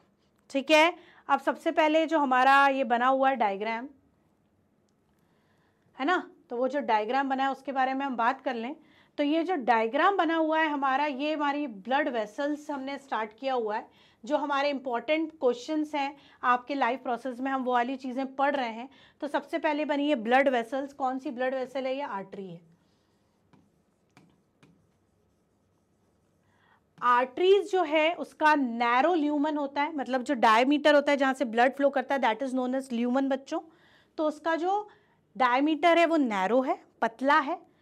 एक जो लेयर होती है जैसे एंडोलिथियम, उसके बाद जो होती है थिक इनर लेयर होती है, उसके बाद थिक आउटर कोलेजन फाइबर्स की लेयर होती है।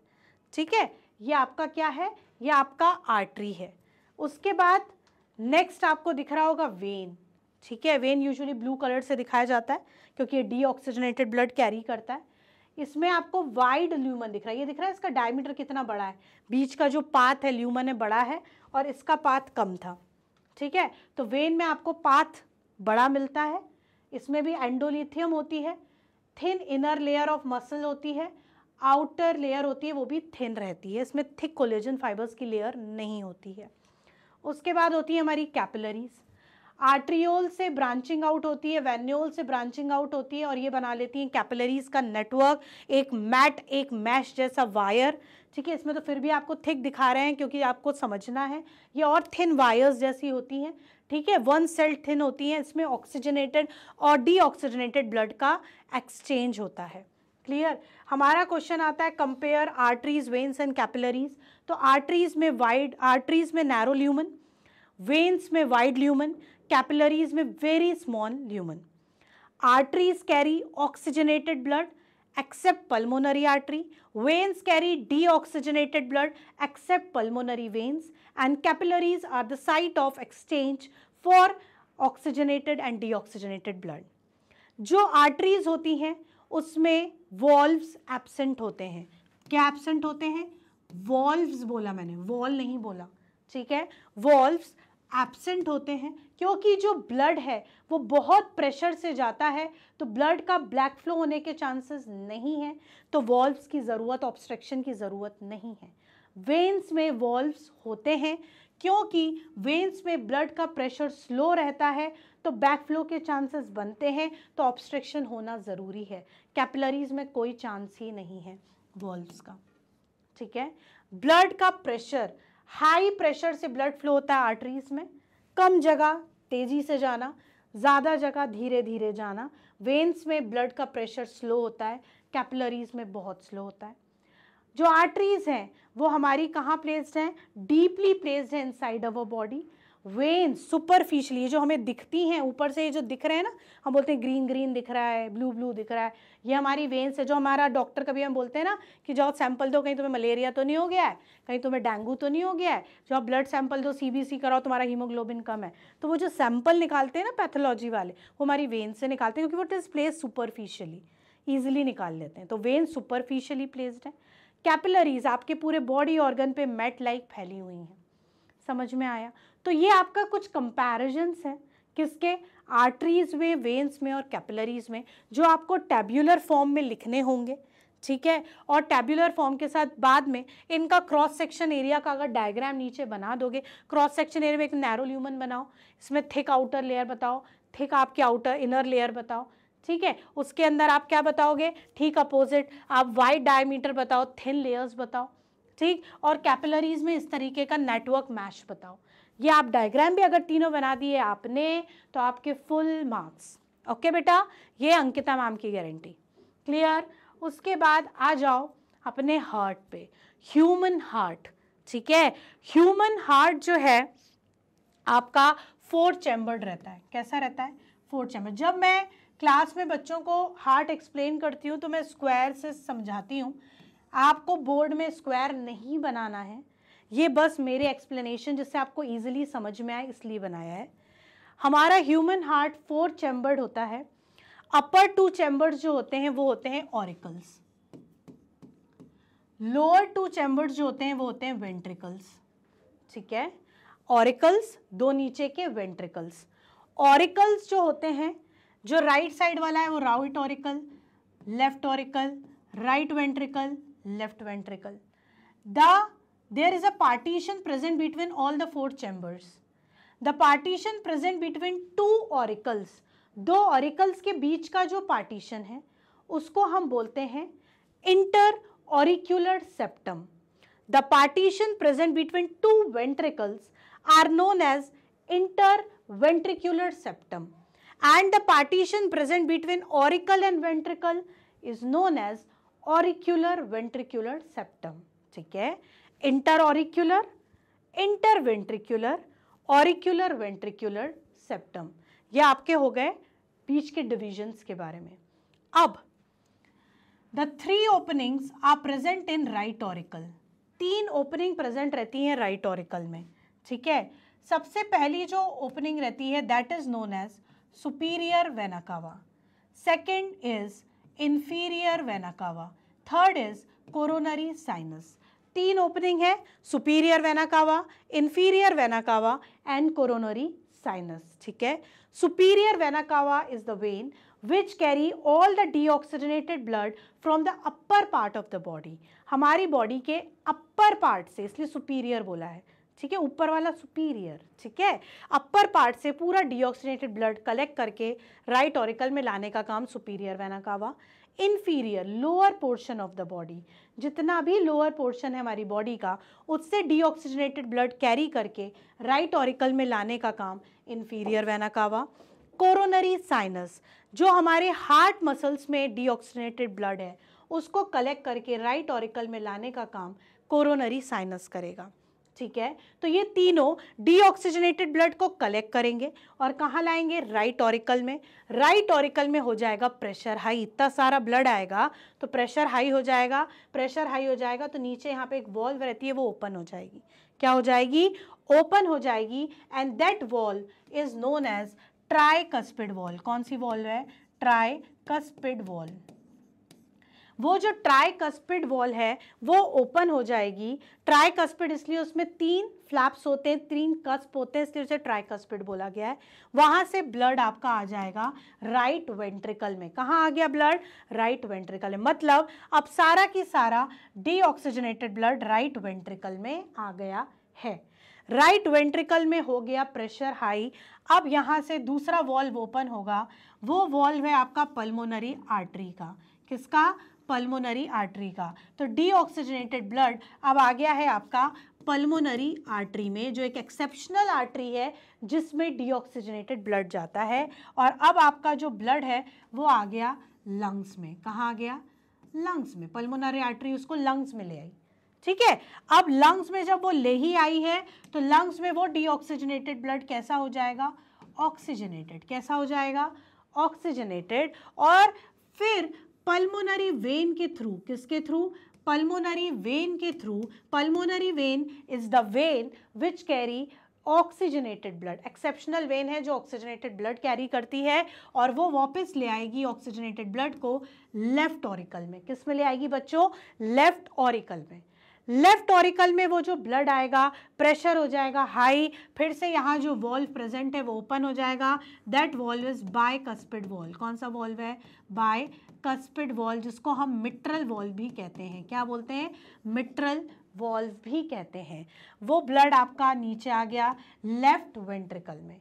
लेफ्ट वेंट्रिकल में जैसे ही आएगा, आपका लेफ्ट वेंट्रिकल कनेक्ट है दूसरी ओपनिंग से, दैट इज एओर्टा। क्या है? Aorta, which is the largest artery present in the human body. और उस एओर्टा के थ्रू ये एओर्टा आगे जाके फिर से फर्दर डिवाइड हो जाती है और पूरी बॉडी में ऑक्सीजनेटेड ब्लड को ट्रैवल और ट्रांसपोर्ट करा देती है। समझ में आ गया? बहुत इजी है।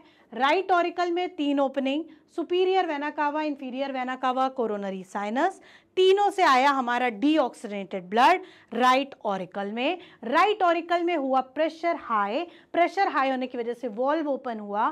That valve is tricuspid valve. Tricuspid valve से हमारा डीऑक्सीजनेटेड ब्लड आया राइट वेंट्रिकल में। राइट वेंट्रिकल में डीऑक्सीजनेटेड ब्लड इकट्ठा हुआ, प्रेशर हाई हुआ, हमारा पल्मोनरी आर्टरी में डीऑक्सीजनेटेड ब्लड गया, पल्मोनरी आर्टरी उसको ले गई लंग्स में, लंग्स में वो डीऑक्सीजनेटेड ब्लड ऑक्सीजनेटेड हो गया। ऑक्सीजनेटेड ब्लड अब पल्मोनरी वेन के थ्रू आ गया लेफ्ट ऑरिकल में। लेफ्ट ऑरिकल में अब ऑक्सीजनेटेड ब्लड आ गया, प्रेशर हाई हो गया। अब प्रेशर हाई होने से दूसरा वॉल्व ओपन हुआ, उस वॉल्व को बोलते हैं बाइकस्पिड वॉल्व और मिट्रल वॉल्व। मिट्रल वॉल्व में हमसे हमारा ब्लड आ गया लेफ्ट वेंट्रिकल में। लेफ्ट वेंट्रिकल में आपका कनेक्शन है एओर्टा से और एओर्टा से आपकी पूरी बॉडी में ब्लड हो गया ट्रांसपोर्ट। एओर्टा से आपकी बॉडी में हो गया अब पूरा ब्लड, ऑक्सीजनेटेड ब्लड ट्रांसपोर्ट, क्योंकि एओर्टा हो जाता है फर्दर ब्रांच और इस ऑक्सीजनेटेड ब्लड को पूरी बॉडी में कर देता है distribute. This is how the blood circulation या blood flow occurs in human heart. ऐसे ही आपको ह्यूमन हार्ट एक्सप्लेन करना है, लेकिन इस डायग्राम को नहीं बनाना है, ये सिर्फ आपके समझने के लिए मैंने बनाया है। आपको ये डायग्राम बनाना है जो आपके एनसीईआरटी में बना है, वो डायग्राम बनाए, या ये डायग्राम आपको इजीली समझ में आ रहा है तो ये बनाए। ये देखिए एओर्टा ऐसे डिवाइड हो जाता है, ये आपके लेफ्ट वेंट्रिकल से क्या जा रहा है? आपका ऑक्सीजनेटेड ब्लड जा रहा है। ये आपका वॉल्व्स दिखा रहा है, ट्राइकस्पिड वॉल्व है ना, ये आपका मिट्रल वॉल्व शो कर रहा है। ये आपकी पल्मोनरी वेन है, पल्मोनरी वेन क्या करती है? ऑक्सीजनेटेड ब्लड लेके आ रही है। ये आप पल्मोनरी आर्टरी है जो लंग्स में आपका डीऑक्सीजनेटेड ब्लड ले जा रही है।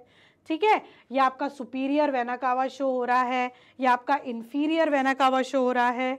तो ये आपका क्या है? हार्ट का डायग्राम है जो आपको एग्जाम में बनाना है। ये जो है ये आपका समझाने के लिए मैंने कैसे फ्लो होता है ब्लड ये बताया है। होप कि आपको ये डायग्राम्स के थ्रू समझ में आ गया होगा कैसे ब्लड कौन कौन से वॉल्व के थ्रू जाता है और कैसे बॉडी में डिस्ट्रीब्यूट होता है। अब आपके ट्रांसपोर्टेशन का एक नेक्स्ट इंपॉर्टेंट है, right short note on double circulation.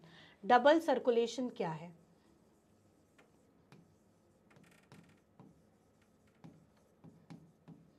ठीक है, what do you mean by double circulation? Double circulation क्या होता है?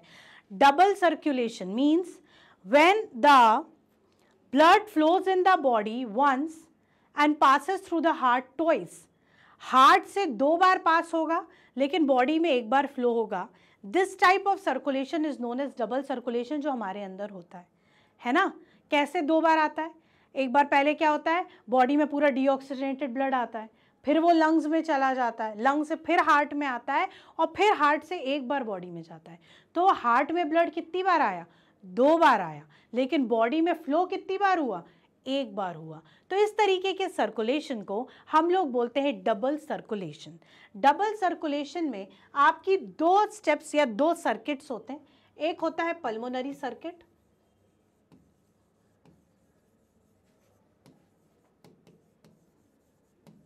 एक होता है सिस्टमिक सर्किट।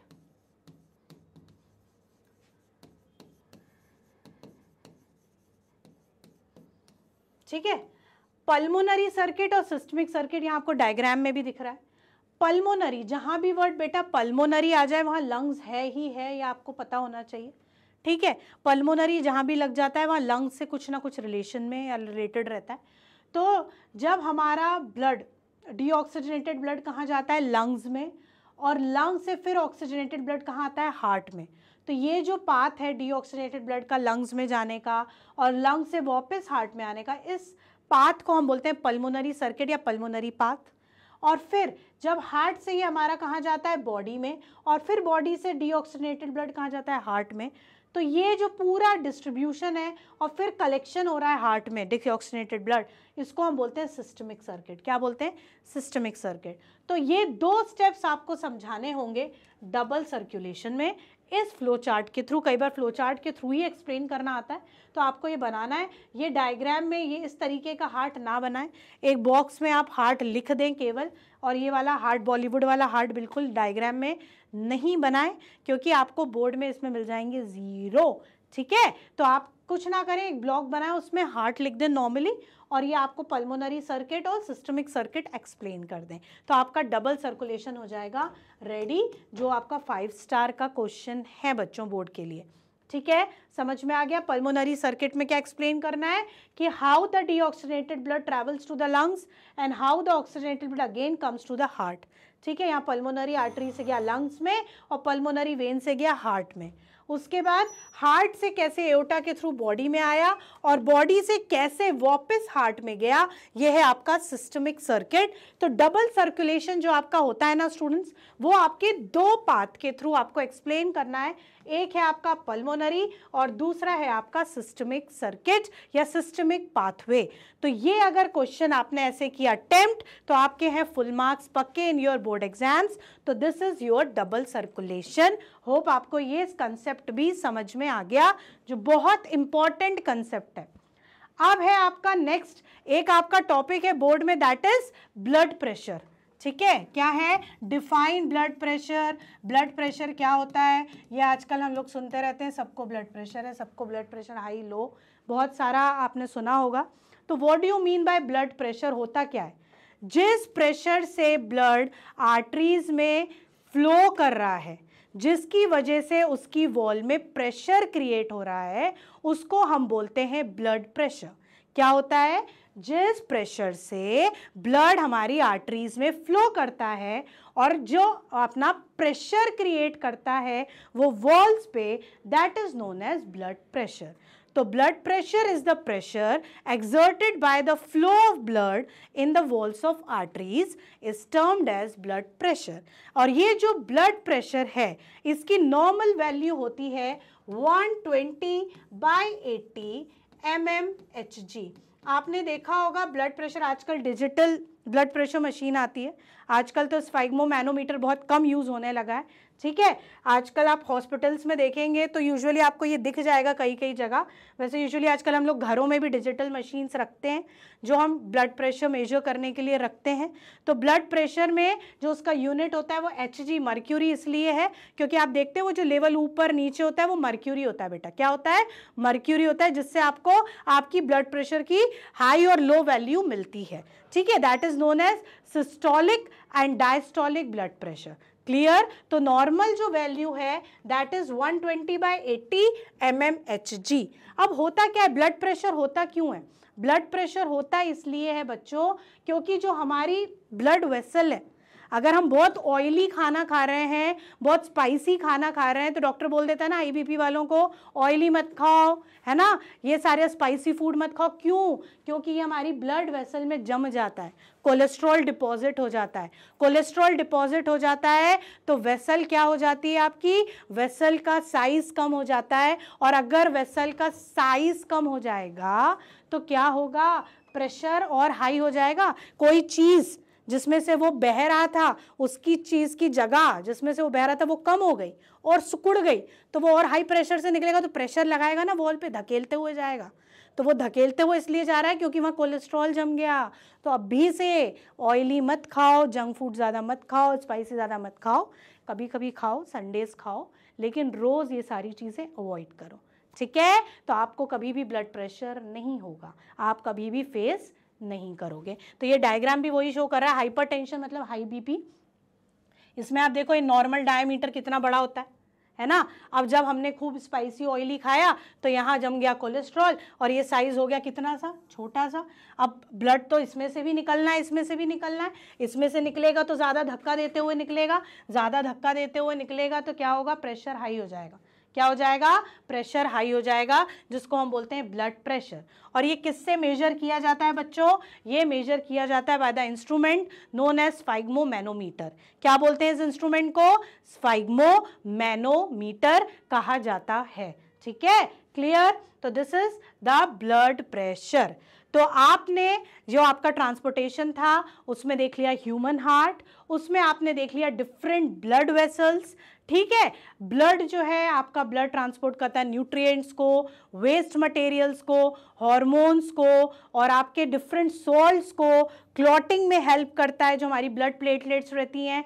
ठीक है, तो ये सारी चीज़ें आपकी ब्लड में आएंगी, उसके फंक्शंस में आएंगी। हार्ट में ब्लड कैसे फ्लो होता है, कौन कौन सी वॉल्व्स इन्वॉल्व रहती हैं, डबल सर्कुलेशन क्या होता है, ठीक है, ब्लड प्रेशर क्या होता है, हाइपरटेंशन क्यों हो जाता है, हाइपरटेंशन और ब्लड प्रेशर को मेजर करने के इंस्ट्रूमेंट को क्या बोलते हैं, ये सारी चीज़ें आपको ट्रांसपोर्टेशन के इंपॉर्टेंट टॉपिक्स हैं जो आपको पढ़ने थे। अब आपका लाइफ प्रोसेसेस का लास्ट टॉपिक है, that last topic is excretion. क्या है लास्ट टॉपिक, एक्सक्रीशन। एक्सक्रीशन क्या होता है बच्चों, एक्सक्रीशन होता है हमारा, एक्सक्रीशन क्या होता है हमारा, एक्सक्रीशन होता है the removal of toxic waste, toxic nitrogenous waste produce inside our body is known as excretion.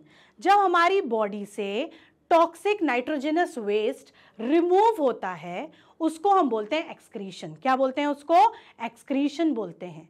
Nitrogenous waste क्या है, it is either in the form of urea, it is either in the form of ammonia, it is either in the form of uric acid, keratin।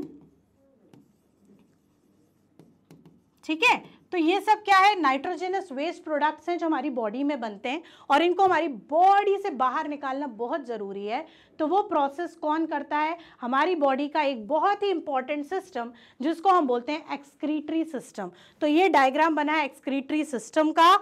Excretory system consist of a pair of kidney, it consists of the tubular structure which is connected to kidney which are known as ureter. Ureter is connected to a bag like structure, a muscular structure which is known as urinary bladder, and the urinary bladder is connected to a opening which is known as urethra। उसको हम क्या बोलते हैं, urethra. तो ये जो kidney है यहाँ पे मेन फंक्शनल यूनिट है जो क्या करती है, पूरे हमारे नाइट्रोजनस वेस्ट को क्या करती है, हमारी बॉडी से बाहर करती है और वो बॉडी से बाहर एक ओपनिंग से होता है जिसको हम बोलते हैं यूरेथ्रा। क्या बोलते हैं, यूरेथ्रा बोलते हैं। तो आइए हम देखते हैं कि ये किडनी है उसका स्ट्रक्चर होता कैसा है। किडनी का अगर हम क्रॉस सेक्शन एरिया देखें, कट करके क्रॉस सेक्शन एरिया देखें तो किडनी का जो एरिया है इट कंसिस्ट ऑफ यूरेटर, ये आपका पेल्विस रीजन है, इसको हम रीनल पेल्विस बोलते हैं। ये आपका कैलेक्स रीजन है, ये जो फ्लावर के कैलेक्स शेप का दिख रहा है ये पूरा कैलेक्स रीजन है आपका। ये पिरामिड्स हैं जिसको हम रीनल पिरामिड्स बोलते हैं, जिसमें आपका क्या प्रेजेंट रहता है, इसमें आपका नेफ्रॉन एम्बेडेड रहता है, हाफ अंदर हाफ बाहर। जो आउटर पोर्शन होता है किडनी का उसको कॉर्टेक्स कहते हैं, इनर रीजन को रीनल मेड्यूला बोलते हैं। ठीक है, तो ये आपका क्या है, किडनी का इंटरनल स्ट्रक्चर है। ठीक है, इसके अंदर पेल्विस है, कैलेक्स है, रीनल पिरामिड्स हैं, कॉर्टेक्स है एंड मेड्यूला है। क्लियर, तो ये आपका इंटरनल स्ट्रक्चर है। किडनी के अंदर एक मोस्ट इंपॉर्टेंट पार्ट है जिसको हम बोलते हैं nephron, which is the functional unit of kidney. जैसे लंग्स में एल्वियोलाई है वैसे किडनी में नेफ्रॉन है जो मेन फंक्शनल यूनिट होता है, जहाँ पे आपका यूरिन बनता है। ये नाइट्रोजनस वेस्ट बॉडी से बाहर कैसे जा रहा है, यूरिन के फॉर्म में जाता है। किस फॉर्म में जाता है, यूरिन के फॉर्म में जाता है। इसलिए इजेशन वो प्रोसेस है जिसमें आपका अनडाइजेस्टेड वेस्ट बाहर जाता है। ठीक है, और एक्सक्रीशन क्या है, जिसमें आपका नाइट्रोजनस वेस्ट बॉडी का यूरिन के फॉर्म में बाहर जाता है। और वो कौन भेजता है, किडनी भेजती है। किस फॉर्म में भेजती है, यूरिन के फॉर्म में भेजती है। ठीक है, अब अगर हम नेफ्रॉन को मैग्नीफाइड करके देखें तो nephron consist of a cup shape structure which is known as Bowman's capsule. इसके बाद ये जो आपको कॉन्वुलेटेड स्ट्रक्चर दिख रहा है, this is proximal convoluted tubule, जिसको हम पीसीटी कहते हैं। This structure, this pin like structure is known as loop of Henle. उसके बाद ये कॉन्वुलेटेड स्ट्रक्चर फिर से कहलाता है डीसीटी, जिसको हम बोलते हैं डिस्टल कॉन्वुलेटेड ट्यूब्यूल। उसके बाद ये जो थिक ट्यूब लाइक स्ट्रक्चर है, जिसको हम बोलते हैं कलेक्टिंग डक्ट। क्या बोलते हैं? Collecting duct. ये जो नेफ्रॉन का स्ट्रक्चर है, उसके ऊपर आपको ये रेड कलर का कैपिलरी नेटवर्क दिख रहा है। पूरी कैपिलरीज इसको आपस में ऊपर से ढकी हुई रहती हैं, इसको सराउंड की हुई रहती हैं, ठीक है। तो ये जो आपका है नेफ्रॉन्स है, इस तरह के मिलियंस ऑफ नेफ्रॉन्स हमारी एक किडनी में प्रेजेंट है, और ये नेफ्रॉन में ही यूरिन बनती है। क्या होती है? यूरिन बनती है। इसलिए नेफ्रॉन को हम क्या बोलते हैं? Functional unit inside kidney. अब नेफ्रॉन में जो यूरिन फॉर्मेशन होता है वो 3 स्टेप से होता है। कितने स्टेप से होता है बच्चा? 3 स्टेप। फर्स्ट है अल्ट्रा फिल्ट्रेशन,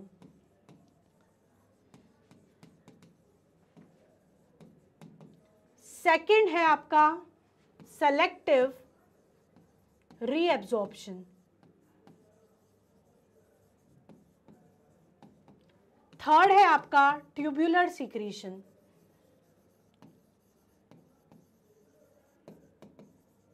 ठीक है, 3 स्टेप्स में आपका यूरिन फॉर्मेशन होता है नेफ्रॉन में। Ultra filtration, selective reabsorption, tubular secretion. अब एक एक स्टेप बहुत ध्यान से सुनना, 5 स्टार क्वेश्चन है, बोर्ड में आपको पूरे मार्क्स दिलाएगा अगर ये डायग्राम और ये तीनों स्टेप समझा दिए। ठीक है, अल्ट्रा फिल्ट्रेशन। अल्ट्रा फिल्ट्रेशन का मतलब है एफरेंट एट्रियोल से जब आपका इम्प्योर ब्लड कहाँ आता है?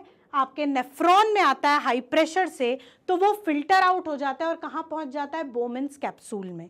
ठीक है, ब्लड हाई प्रेशर से आ रहा है, वो आपका वहाँ पे ब्लड कैपिलरीज का एक नॉटेड स्ट्रक्चर है जिसको ग्लोमेरुलस बोलते हैं, वहाँ से फिल्टर आउट होके बोमेन्स कैप्सूल में पहुँच गया, लिक्विड पोर्शन पूरा हमारा बोमेन्स कैप्सूल में आ गया।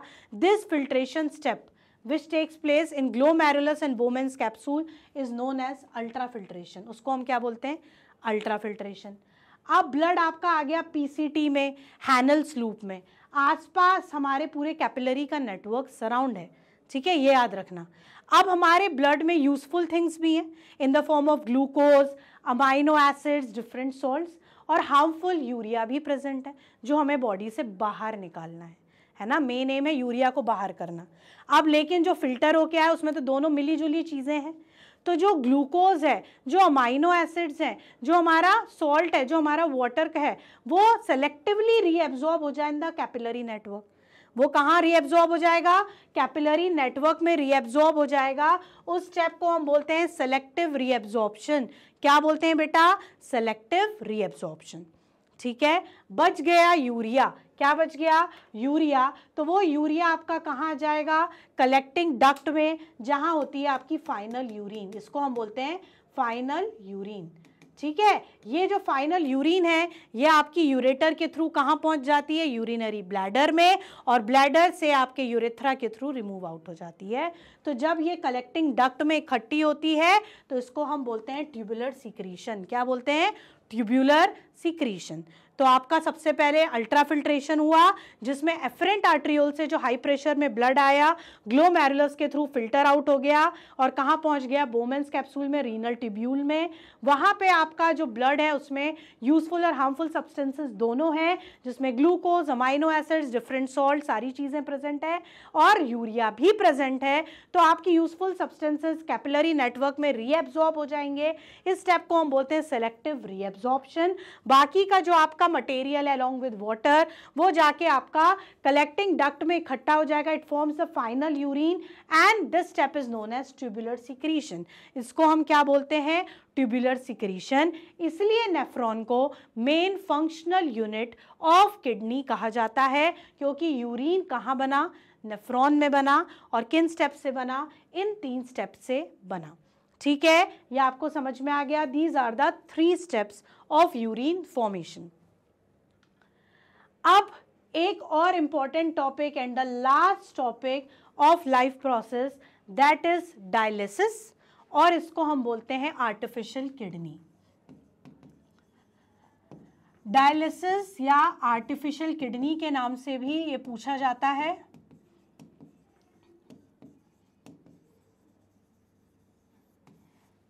डायलिसिस आपने सुना होगा, डॉक्टर ने इसको डायलिसिस पे रखने बोला है, डॉक्टर ने कहा इसको डायलिसिस करवाने की ज़रूरत है। क्या होता है डायलिसिस? जब हमारी किडनी प्रॉपर फंक्शन नहीं करती, हमारी किडनी यूरिन फॉर्मेशन नहीं कर रही है, अगर यूरिन फॉर्मेशन नहीं कर रही है मतलब नाइट्रोजनस वेस्ट हमारी बॉडी में इकट्ठा हो रहा है, तो it is very harmful for our body, है ना। तो हमारी बॉडी से नाइट्रोजनस वेस्ट को रिमूव करने के लिए एक आर्टिफिशियल मेथड यूज़ किया जाता है, जिससे हमारी बॉडी को कनेक्ट किया जाता है और वो मशीन पूरा किडनी का काम करती है और हमारी बॉडी से नाइट्रोजनस वेस्ट मटेरियल को बाहर निकाल देती है।